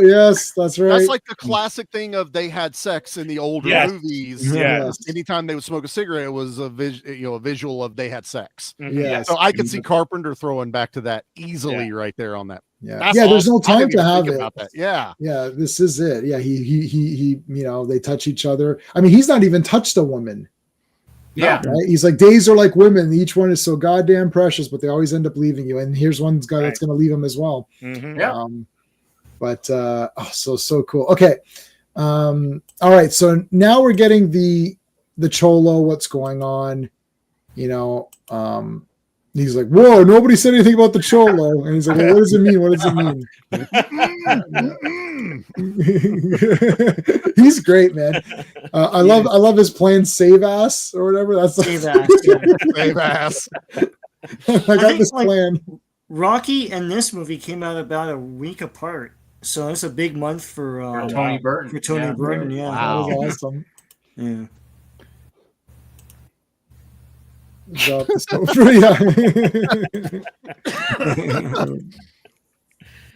I'd hope she's dropping it, not him. So now here's the save ass. Got this plan called Save Ass. Now she does this great speech. It's like where he goes, he's like, they'll cut you down before you get 10 yards or I don't know, whatever he says. And she's like, oh, I'll lean out the window and ask them to say a little prayer for you when they dump you in some vacant lot next to your sick handcuffed friend and the policeman or whatever. And then she's like, his gun's not even loaded. Why did I go through all that? I go through all that. His gun's not even loaded. Now he says he's been clicking off empty shots all night and I didn't even know it, but that is not true because I definitely, the very first time when he said, I thought, what? And then the next time I watch this movie, I try to pay attention, and there's definitely gunfire coming out of his gun. So maybe he just ran out of bullets. And then I was wondering that, but I was also wondering, like, she's the one that tossed him the gun. So Bishop tossed Napoleon the shotgun, knowing it was loaded, and he trusted him. She would toss him the gun, but not trust him, but it would make him. It's the Tremors thing. Burt. Tremor. Gun. Yeah. It got your ass to run, didn't it? I kind of was thinking that, but I think you're right, J-Man. I think it does fire. Yeah. And she wouldn't have done the speech had she known originally it was empty. Right. So because she's laying it on fucking thick, thinking there's a gun pointed at her, but she could see inside the revolver part. She could have seen that everything was empty in that. Yeah, and here's where the realization of the gun's not even loaded. Yeah, and he's like, "You are good." All right, what are they gonna? Oh man, I'm gonna leave it on this. That is, there you go. He finally got the smoke. I love it. He's like, got a smoke. Whoosh, and it came out of nowhere because where was it on her? This is the Sergio Leone. Nothing exists outside the frame of the movie, and then she brings a cigarette into existence by bringing it into the frame. That is so cool. Yeah, she doesn't dig around for it, and then when she flicks that lighter, it's like freaking giant flame coming out because it's extra spicy for this scene. Yep. But I like this. I really do. And it didn't even put the thought of the cigarette equaling sex until we brought it up, but I was like, that's really freaking cool. And there's 20 minutes left. I mean, like, this movie is so fast. So okay, so now you've got not exactly the Halloween 5 cops, but or full with stupid music behind it. Yeah. I felt like Sean. I was thinking about the Bulk and Skull music. It's like, how many slide whistles can you put into this scene? Dude, hated that. I hated it. How about Che? That's how you feel. We're just like, what is happening right now? Okay. So anyways, look at her. We got a war going on here. We can't find the damn thing. I love that line. We can't find it. It's like there's a war. This guy's just like, oh man. So Amos and Andy here. 10-4. He goes, don't you want to check that old precinct? He's like, why?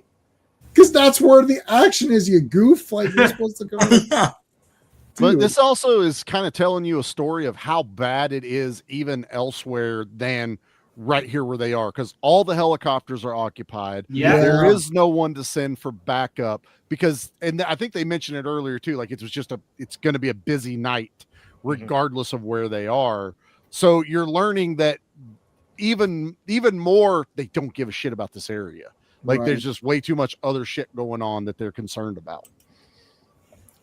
So here now they make the plan. That's the good luck. This is good luck. Two cops wishing me luck. So here they do the potatoes. I love it. 1 potato, 2 potatoes to I have figure not out. seen this in forever, dude. Like they started doing, I'm like, what happened to rock, paper, scissors? Was that not a big thing? No. 1 potato, 2 potato? Yeah. They dropped an F-bomb in the rhyme, and I was like, okay, I'm here for this one. Yeah, so they basically say, so they're like, okay, well, Lee can't do it with one arm. So there's a sewer that if you go through the sewer line, you can come up through a manhole, and that there's a car right there. They can get to that car, hotwire, and get away. Yeah. Bishop doesn't know how to hotwire a car. I would not know how to do that either. Lee can't do it with one arm, but notice that her excuse is not that she can't hotwire the car. It's that she can't do it with one arm. Yes. It's not mentioned whether she could hotwire the car, but that's an interesting, we could put up the do you think Lee could hotwire the car poll? Absolutely. I'll do it. I 100% believe she could. She was a badass as a Yeah. kid. Yeah. And maybe had a military dad or whatever, but she definitely knows how to fire a gun and handle herself. So yeah. That's Now- a good point. She knows how to fire a gun. She may be working for a police, Yeah. Right. That doesn't mean she was anything but administration. So the fact that she can do all that stuff, there's no reason not to believe she couldn't do that. She even loads the gun like that cool way where she flicks it closed. Yes. Yes. Yeah. That Well, was she's cool. also one-handed. Like if you pay attention, she doesn't use her arm no. and her other hand hardly at all in the rest of the movie. Yeah. She Well, does Wells keep it doesn't straight. see her as a secretary because when he leaves, she's like, "Oh, 2 cops wishing me luck," blah blah blah. He Yeah. doesn't see her as a secretary. He sees her as a cop. Yeah, that's a good Wasn't point. she the one that noticed that Wells had an empty gun? Yeah, she is. Yeah. So he recognizes the skill. Yeah. She's got a lot more depth to her that just Yeah. kind of works. Well, she's been there for 5 years. You got to think she's been in that thing as a woman in that neighborhood. She's had to take care of herself. She's had to, deal with it, and that's why I think she doesn't flinch. It's another indication of the degradation of the community in which they are at. Right. It also means it gives a good reason why her and Bishop get along so well because they both have a similar, survival thing they have to do in this profession. Yeah. So I did post a poll. 60% of my voters. This is only on my channel. 60% give this a 5 out of 5. 20% give it a 4, and 20% give it a 3. That's solid. That sounds about right. Okay. So here's their plan, and he's like, well, what's the difference between me just running off and this? It's like, well, there's not really much of a difference, right? Like this is basically the save ass plan, but a bit more strategic wise, right? Yeah, this is we're trusting you. That's really the subtle. Without saying it, that's Napoleon being like, we're trusting you to do the right thing. Right. Okay, so he's gonna go off into the car. We're almost at the end. He gets to the manhole, gets to the car, thinks he's about to make it. You can see that he didn't make it there, but let me see if I can get a good shot. No, I can't pause. So there's a guy behind the seat. Now, Owen, was this you who we were talking privately about this? Like you look in the back. Oh no, that was for Child's Play. I'm sorry. I thought for I mentioned that. I can't remember when, but I said that recently that ever since Child's Play 2, I always check the back seat of the car for killer dolls. And I always tell her if I'm just to check the back of the car, make sure there's no killer dolls in the back seat. And then, or I will. Or zombie-like gang members. Yeah. It's really cool though because you got that moment of like, oh, they're gonna. I don't know if that was me, Sean. What did you do? Sean, what are you doing? You broke it.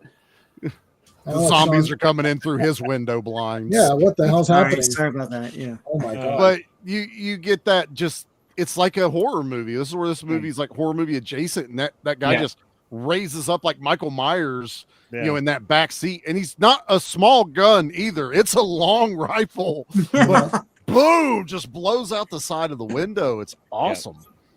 Michael was in Annie's backseat. Yes, he was. He's a backseat driver. John Carpenter likes to kill people from the backseat. Yeah. John Carpenter. His thing is like always be a driver or whatever. That's okay. So here's their final plan. They kind of concocted this idea that we're going to go into the basement. There's a long, narrow hallway. They can kind of hold them off. That funnels them. This is the 300 Thermopylae battle, funnel them in. So we're going to funnel them in. This is siege tactics. You got no other opportunity, got no other way to go. You can't go up into the open because they could just get surrounded. They can't get out the back. They've already said that the fronts and sides are covered. Let's go down, funnel them in, hold some signs up, some barricades, and then he comes up with the plan, which is the I'm going to put the flares to the tank. Yeah. And ignite it. There's the guy there, still alive. Yeah. He's still alive. He's good. I like the little bit where they show him like carrying him around. Like they still remind the audience this is our main purpose. Protect this guy. Protect this innocent person. Yeah. Now here's my favorite line, or one of them, or piece of dialogue, let's say, where she's like, none of us know who he is, where he's been, or what he's done. He could be anybody or anything. And I just love it. And it's like that he came in here and they're helping him, and they don't know what he did. Like the audience, the viewers know he's a good person and he lost his daughter, but they don't really know what happened, and they're still doing their job to protect him.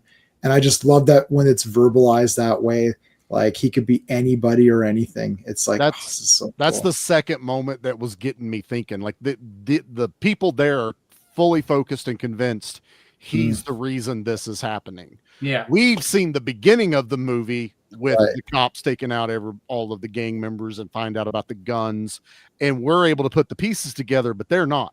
Yeah. They're like, this guy did something wrong. They're trying to kill this guy. Right. And while that's true, it's not the full reason. No. Now, Lee does say, don't forget about the Cholo, because Wells, in response to that, and the bishop says he came running in here, Jesus Christ, 30 minutes ago. And then he's like, all of this over one man. And then she says, don't forget about the Cholo. And that is where it's like, they don't care. So it's not clear even to them. It's like, well, he did come running in here, so they're after him, but we're not sure because the Cholo also was there. So what's that about? They don't know. So it's a mystery. And I love when the characters in the movie are smart, but they obviously don't know as much as the viewers. Like, you can always play it two ways. The characters know what the viewers, there's always like maybe one character who kind of knows what the viewers know, like the smart character, like Randy in Scream. Like he's watched many horror movies, so he knows the father's not the killer. He's our proxy in the movie. Yeah, exactly. But in this one, it's like these characters are smart characters and they do what they can, the best that they can do, but they don't have all of the pieces. And we've got all the pieces, but even we're not entirely, we don't have all the backstory of everything, but we at least know this situation. So this entire movie exists in the time that it is. So if this is taking place over whatever, a couple of hours or whatever it is, it's almost real time, sort of like it's a close depiction of real time. Yeah. It's not like days have gone by, but you do get the moments of how long was the dad chasing the gang, because it goes from daylight to nighttime, and then we also keep getting Bishop going. They'll be here in 10 minutes. They'll be here in 20 minutes. They'll be here in 5 minutes, but he's always random every time he talks about when the cops are going to get there. So you feel like there's a time passage, but there's not that much of a time passage when you're actually watching it. Right. Now there's the two things a man should never run from. One is another man who can't run with you. And then what's the second thing is unsaid. Unsaid, but said loud. It's said. Yeah. Awesome. Great moment. And then when she says, so when I first saw this and she's like, I have 2 shots left. Should I save it for the 2 of us? And now this has been said in every movie ever. It's like, oh, you save it for 2 of us. He's like, you save him for the first 2 assholes that come through that vent. Yep. Try to plug that hole, baby. That's all you got to do. Oh, it's great. What do I do if there's more coming through? Then you have to wing it. She's holding that gun like a club. She is. Pull the sign down, and she's just like, I'm ready to bash a motherfucker in the face. I'm gonna pistol whip that person. She's like, and the worst part is we're out of time. He's like, it's an old story with me. I was born out of time. Yeah, all that's right. the line. And then he's like, okay. I stand at the end of the hallway. I shoot the flares that ignites the tank and blow the hell out of everybody in this hallway. What's going to keep it from blowing the hell out of us? Well, you hold that sign up for cover. Can you hit it from there? I got 3 shots. That's enough. And then that should be enough. That's enough. And then where's my? I will play the scene because we're not doing this movie again. But then he says, "Can't argue with a confident man." I just love it. It's like, all right, That's it. You can't argue with that guy. We'll see how. Okay, so here they come. Now cops again. Is it raining? Yeah. It's already starting to rain now. You hear that? And it's like Keystone Cops, man. yeah. It's not rain. It's like, oh shit, it's the dead telephone repair. But that, again, the details, the dead telephone repairman. We got to see where he is. I had Trimmer vibes again, just like the guy that got stuck up on the pole. Yeah. Just hanging up there. This He guy died was of like thirst. just hanging off the damn pole. He went up there and died of thirst. It's like, God damn. Motorola, get that on there. Unit 10-4, or unit whatever, unit 7 requesting backup, immediate emergency. That's all they had to say, emergency, and everything just come swooping in. Mhm. Just one fucking word caused everybody to drop what they were doing and get there. How did you come to be named Napoleon? I'll tell you sometime. When will you tell me? Maybe in a minute or two, because he said like earlier, when I'm dying, I'll tell you, right? Or for Starker, he said that.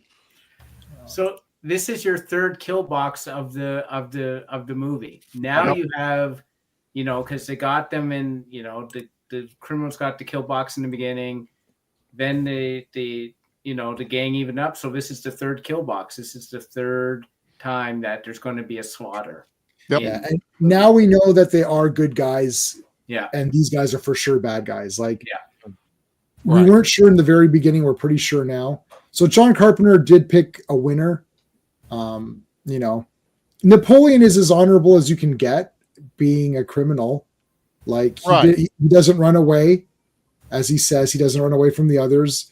Wells wanted to save his own ass. Yeah. So again, he wasn't like Lee is a good person, badass. Bishop is a good person. He's a hero, right? Napoleon Wilson is the best of the criminals, right? Like he, the most noble. So the good guys did win in the end. But also, I like, because we already brought it up and Carpenter said how he did the zombie feel of it. This whole segment is they moved up close to draw even more of them in that hallway so that the explosion would be way more effective. Yeah. But it's very zombie-esque. Yeah. Brains go this way. The way they're even like, if a couple of those guys had guns, it would have ended everything. But no, they're just beating on the thing, banging on the thing. And then when they draw it in and then, blow them up with the acetylene tank, it worked. But just that flavor of zombie works so well. And that's how you do it. Yeah, but it's how you do an homage without copying, anything like that. Yeah. I'll point out something because I had this on VHS and I watched it many, many times on VHS. On VHS, these two cops are completely cut out. Yeah. It's literally like this and like this. Oh, because it's not widescreen. So they're literally cut. Yeah. And then when I first got this on DVD widescreen, I was completely stunned when that guy comes, Miss, we have a searcher for you waiting. Miss, right? And then it's like, I'm like, holy crap. That guy wasn't even in the movie. And what's he's completely cut out. So he's like, Mom, I'm in this movie. And it's like, no, you're not, son. I don't see you anywhere. It's like, God damn it, they cut me out. It's like, next you're going to tell me Ernie Hudson was in Ghostbusters. It's like, no, he was in it, I swear. Okay, so anyways, this guy's completely cut out. It's like this. Look at my arrow. It's like this. Well, he's playing it like he's cut out anyway, because he's just standing there like, well, fuck me, right? Okay, don't get on the stretcher. No, don't get on the stretcher. Yeah, walk. I don't give a shit. I don't get paid enough for this crap. I love when they come to take Napoleon away, and he's like, I like. He's like, get away from him. That was awesome. He pushes that cop disappears into nothingness. He pushes the cop, and then they walk out. And there's no cops anywhere in the hallway. Yeah, it's like, okay, I'm leaving. He's like, fine, I'm done. All right, screw you guys. Yeah, it'd be a privilege if you walk out with me. I know it would. You're pretty fancy with this thing. I have moments. Oh man, the two of them together are great. That's it. Red font. So does that start Carpenter's trope of kind of like buddy cop? Yeah, throughout his movies. Yeah, pretty much. I can see that. Yeah. Let's take a look at. We can take a quick look while I'm pulling up his filmography, how does the remake compare? So we'll talk about that in just 1 minute. We're going to end pretty soon. I just want, before we end, to get everyone's quick thing. So Sean and I are going to be back tomorrow night for Earth's Mightiest Mondays. That's every Monday. So we're doing 4 issues of the Avengers. Tuesday, I'm back as a co-host for Tuesday Night Television, where we're talking about Dead Heat. Wednesday, most of this panel returns back for Owen's hosting of True Lies. That'll be Wednesday on the War Room. And Sean and I are going to be back for Fantastic Fridays. And I just effing noticed that I mixed up the 2 top comics in their order, and I'm not going to fix them because I already deleted those images. So that's irritating, but too bad. Because the Dragon Man story takes place before the biker gang story, but that's fine. We'll get through it. So Sean, do you have anything other than that going on your channel specifically? Not right now, but still have stuff from all the previous weeks, so tune in.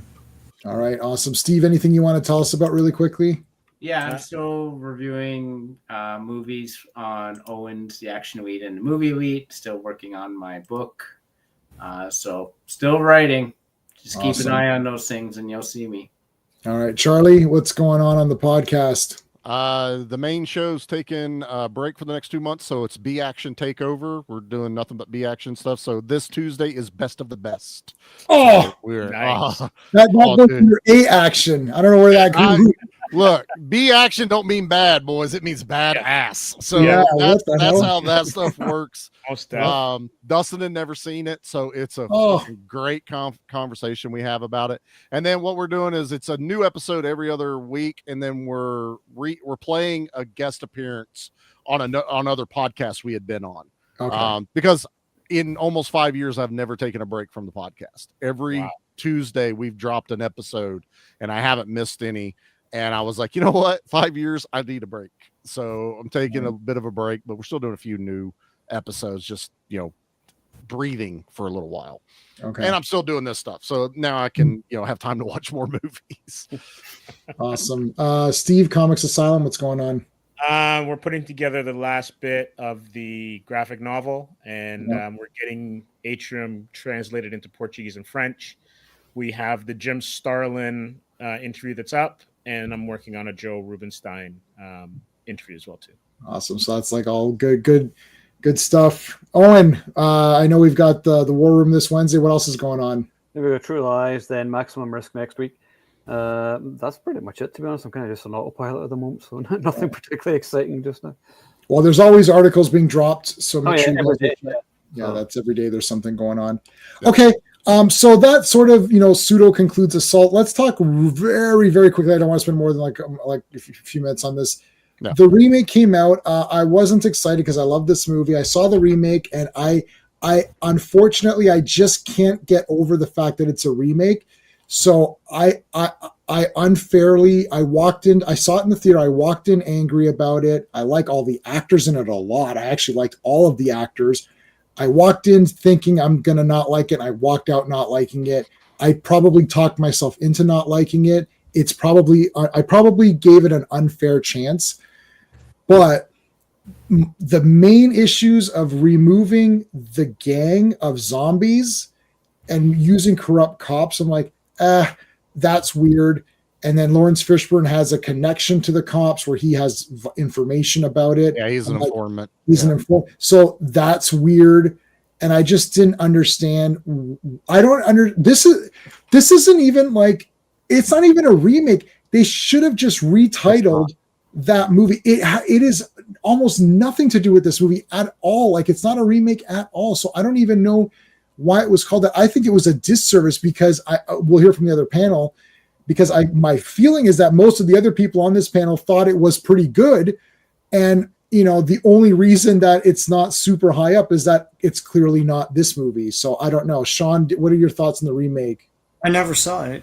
Easy peasy. Right, because you're probably in my position. You're like, well, what the shit is, like, I don't get it. Why is this a movie? Right? It's very low priority for me. So right. Okay, yeah, that's fair. Steven.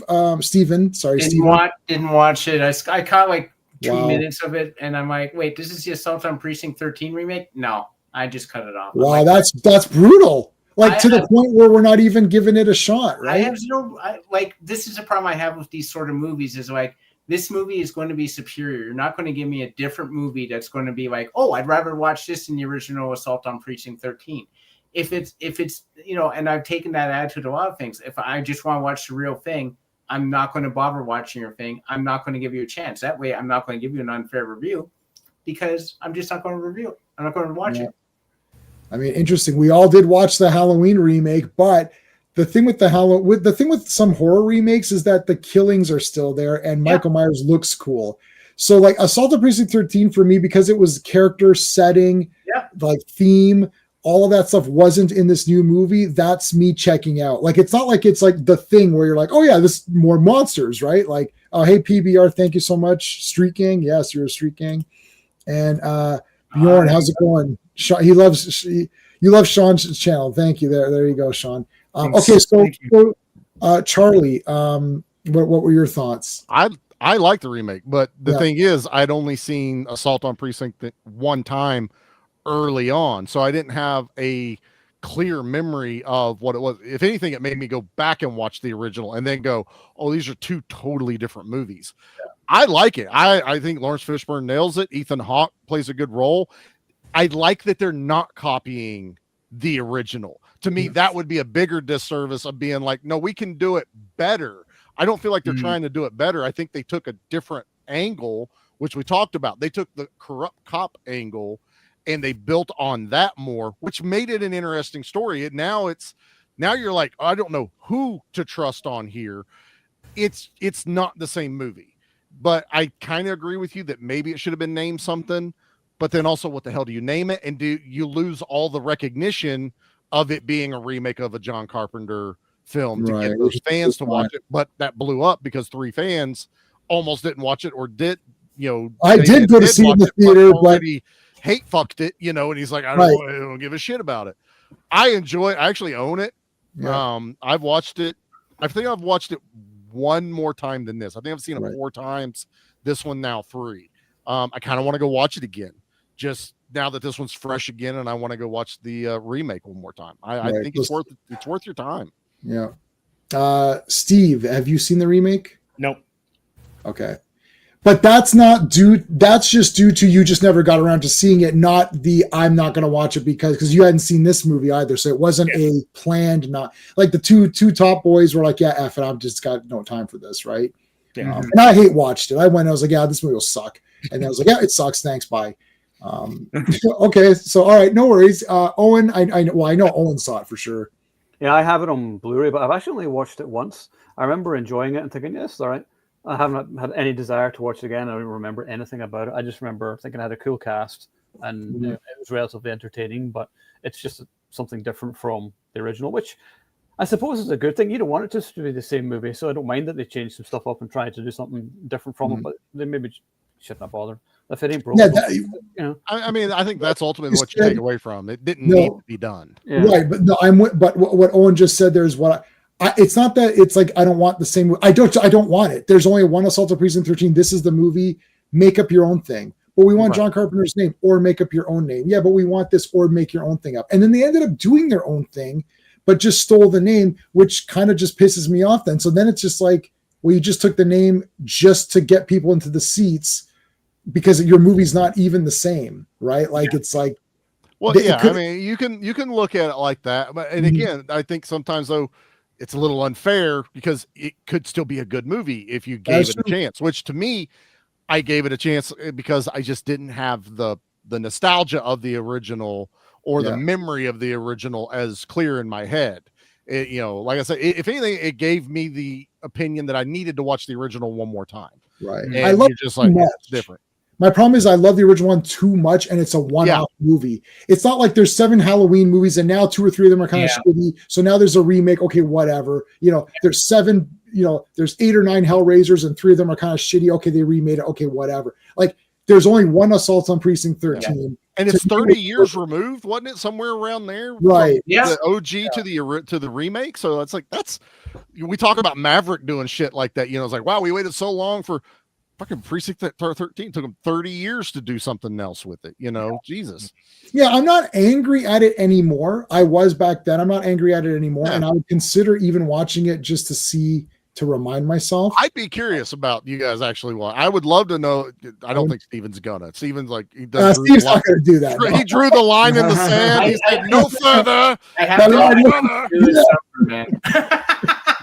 But I'd be curious about some of us watching it, especially Steve, and being like, since he just watched the OG, Steve would do that remake and see what you think about it. And that would be interesting. I'll watch it again. Yeah, I'll watch it again. Here soon too. So we do have a question. So Daniel, I'm not sure. Daniel, you must have missed Owen's Wednesday stream. I think we talked about Badlands for a good amount of time. We're not going to do 15 minutes. I've talked about it consistently for the past week, pretty much. Yeah. All right. So so Daniel, check out actionelite.com for the review, but do you want to give Daniel a preview for what you thought it was? Okay. Yeah. I gave it 2.5 out of 5. Everyone else is like, oh my God, it's the best of the franchise. No, it's not. If you're Gen X and you grew up with the original Predator, then this should be sort of farther down the list because it's a family-friendly Predator movie. There's like a CG animal kind of sidekick, and it's kind of like a buddy cop movie. Some people seem to love it, and it's a fun time. There's plenty of action. The music is cool, even if there's never any Predator music. Like Alan Silvestri's score is never in it, so it's not really Predator. It's still an entertaining action movie. There's no horror elements to it at all. Like it's pretty. Everyone's like it's really gory, and I was like, no, it's not. It's tame. But it's okay. I'd probably rank it about, I don't know, 4th or 5th maybe in the franchise. I had a buddy of mine message me and he's like, oh, this was amazing. And he's a huge Predator fan. So don't think it was just a newbie watching it. Yeah. And he goes, it's so good. I took my kids to go see it. I'm like, that's not a Predator movie. Yeah. You don't have Predator and took my kids to the theater to watch it in the same sentence unless you're a bad parent. Yeah. Okay. That's not how it works.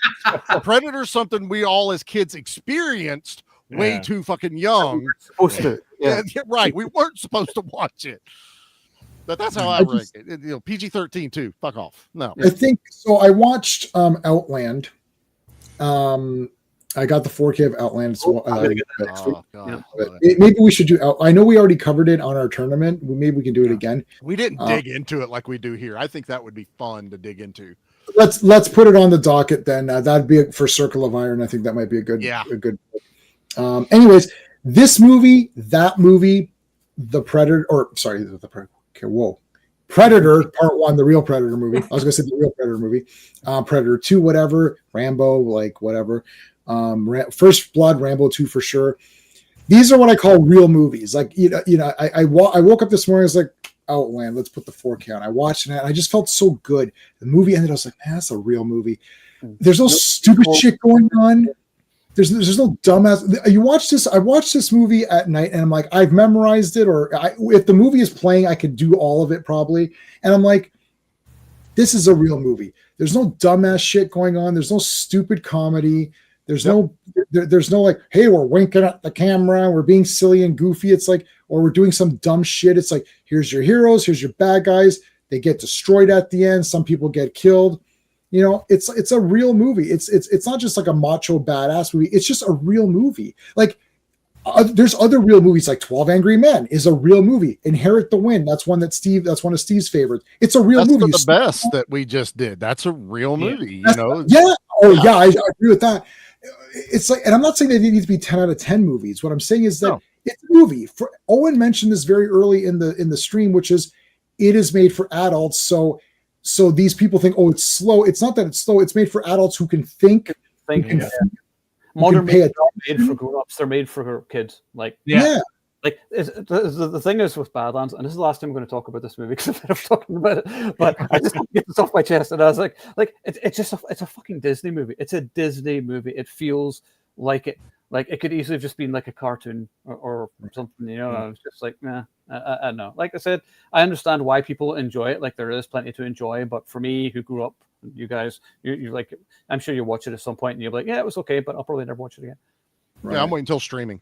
I'll buy it. I bought Prey. I'll do it with all of them. Yeah, I buy all the Predators. I like basically the Predator design of the creature is enough to get me at least to it's still a foot in the door. Like I'm like, okay, well, it's Predator. Let me see.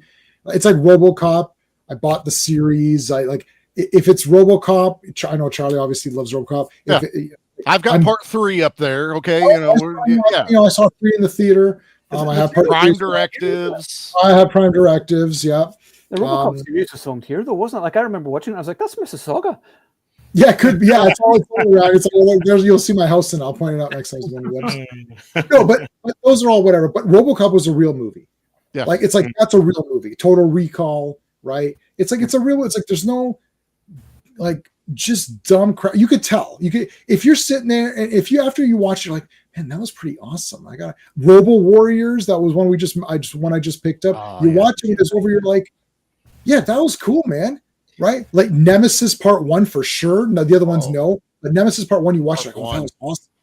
Like, Sword and the Sorcerer, any of these ones that we covered on any of those versus streams that we've done or whatever. It's just real movies. Like, yeah, that was a cool movie. The budget has something to do with it because this movie's low budget, Nemesis is low budget. The budgets don't matter, the effects don't matter. It just means that someone tried to do a cool movie. Like that's it. Not this, oh, I got to make sure to sell these products. And, I better make sure that I have all of these things in it to make sure that it's this open, everyone. Hey guys, anyone can watch Predator Badlands. Like I liked when a lot of people watch Predator 2, like, oh, that was too violent. Oh, I don't know. I didn't like that. That was pretty rough. That was a very rough movie. I'm like, good. You're a loser. Go away. You don't know anything. There needs to be movies. You know why? You know what, Charlie? I thought about this. You know why we like Terrifier? Because it excludes people. Mm-hmm. That's fair. I'll give you that. I was thinking if you like it, you'll like it. If you don't, you're gonna fucking hate it, and we're okay with that. And I'm okay with it. Yes, that's fair. Because I'm sitting here going, who is asking for this type of Predator movie? Right. Like, apparently a lot of people, because it's had the biggest opening of all of them. I'm like, what the fuck is wrong with you people? But I think it's indicative of the industry, and I know that the way they've changed how films are made now, where you should be able to watch them. This is what we're getting from the studios. Right. You should be able to watch them distracted, right? Yes. So while you're cooking, while you're vacuuming, while you're texting, all that kind of stuff. So you can't watch Assault on Precinct 13 and text. You're going to miss everything. Yes. You're right. The other thing to take away from it is the more they can CG it, the cheaper it is for them to do these movies. The less human involvement or, cityscapes that they got to do. It's now all done in a computer.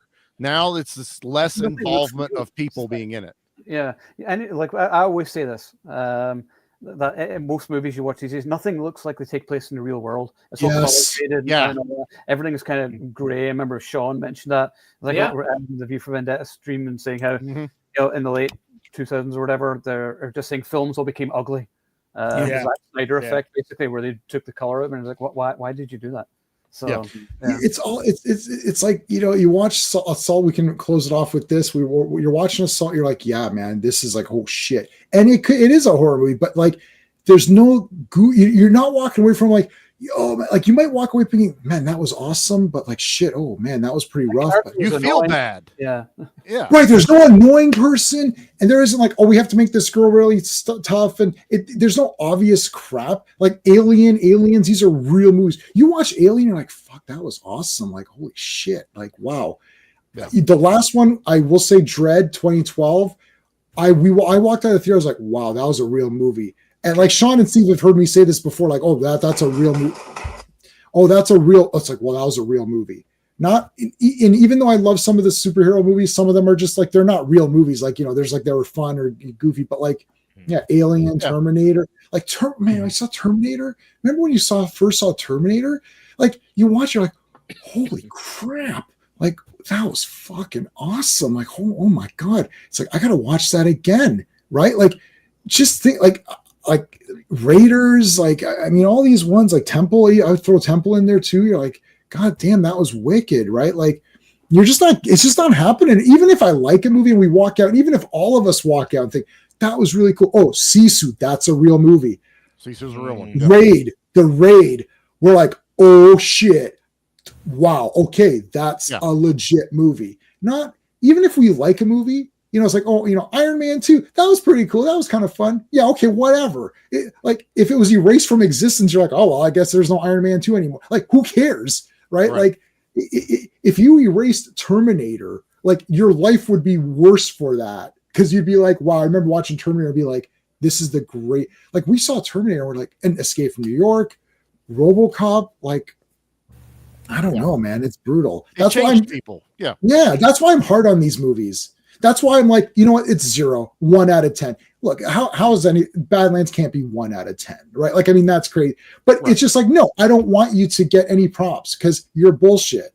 That's my problem. I'm just in that phase. Like, I just don't care. I want to be like Steven and the Assault on Precinct 13 remake. Like, fuck you. I'm not watching this. You guys suck. And I'm never, ever, ever going to give you my attention. That's right.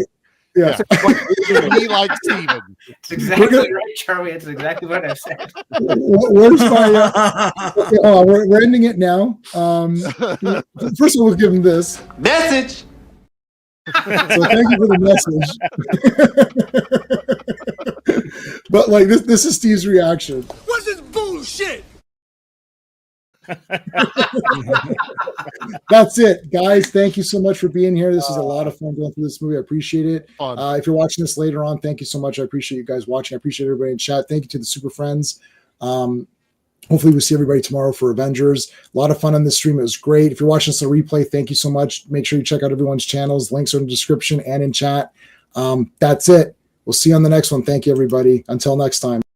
Hey, friends. You've just been listening to J-Man. And he is the smartest person who ever lived. So make sure you like and subscribe.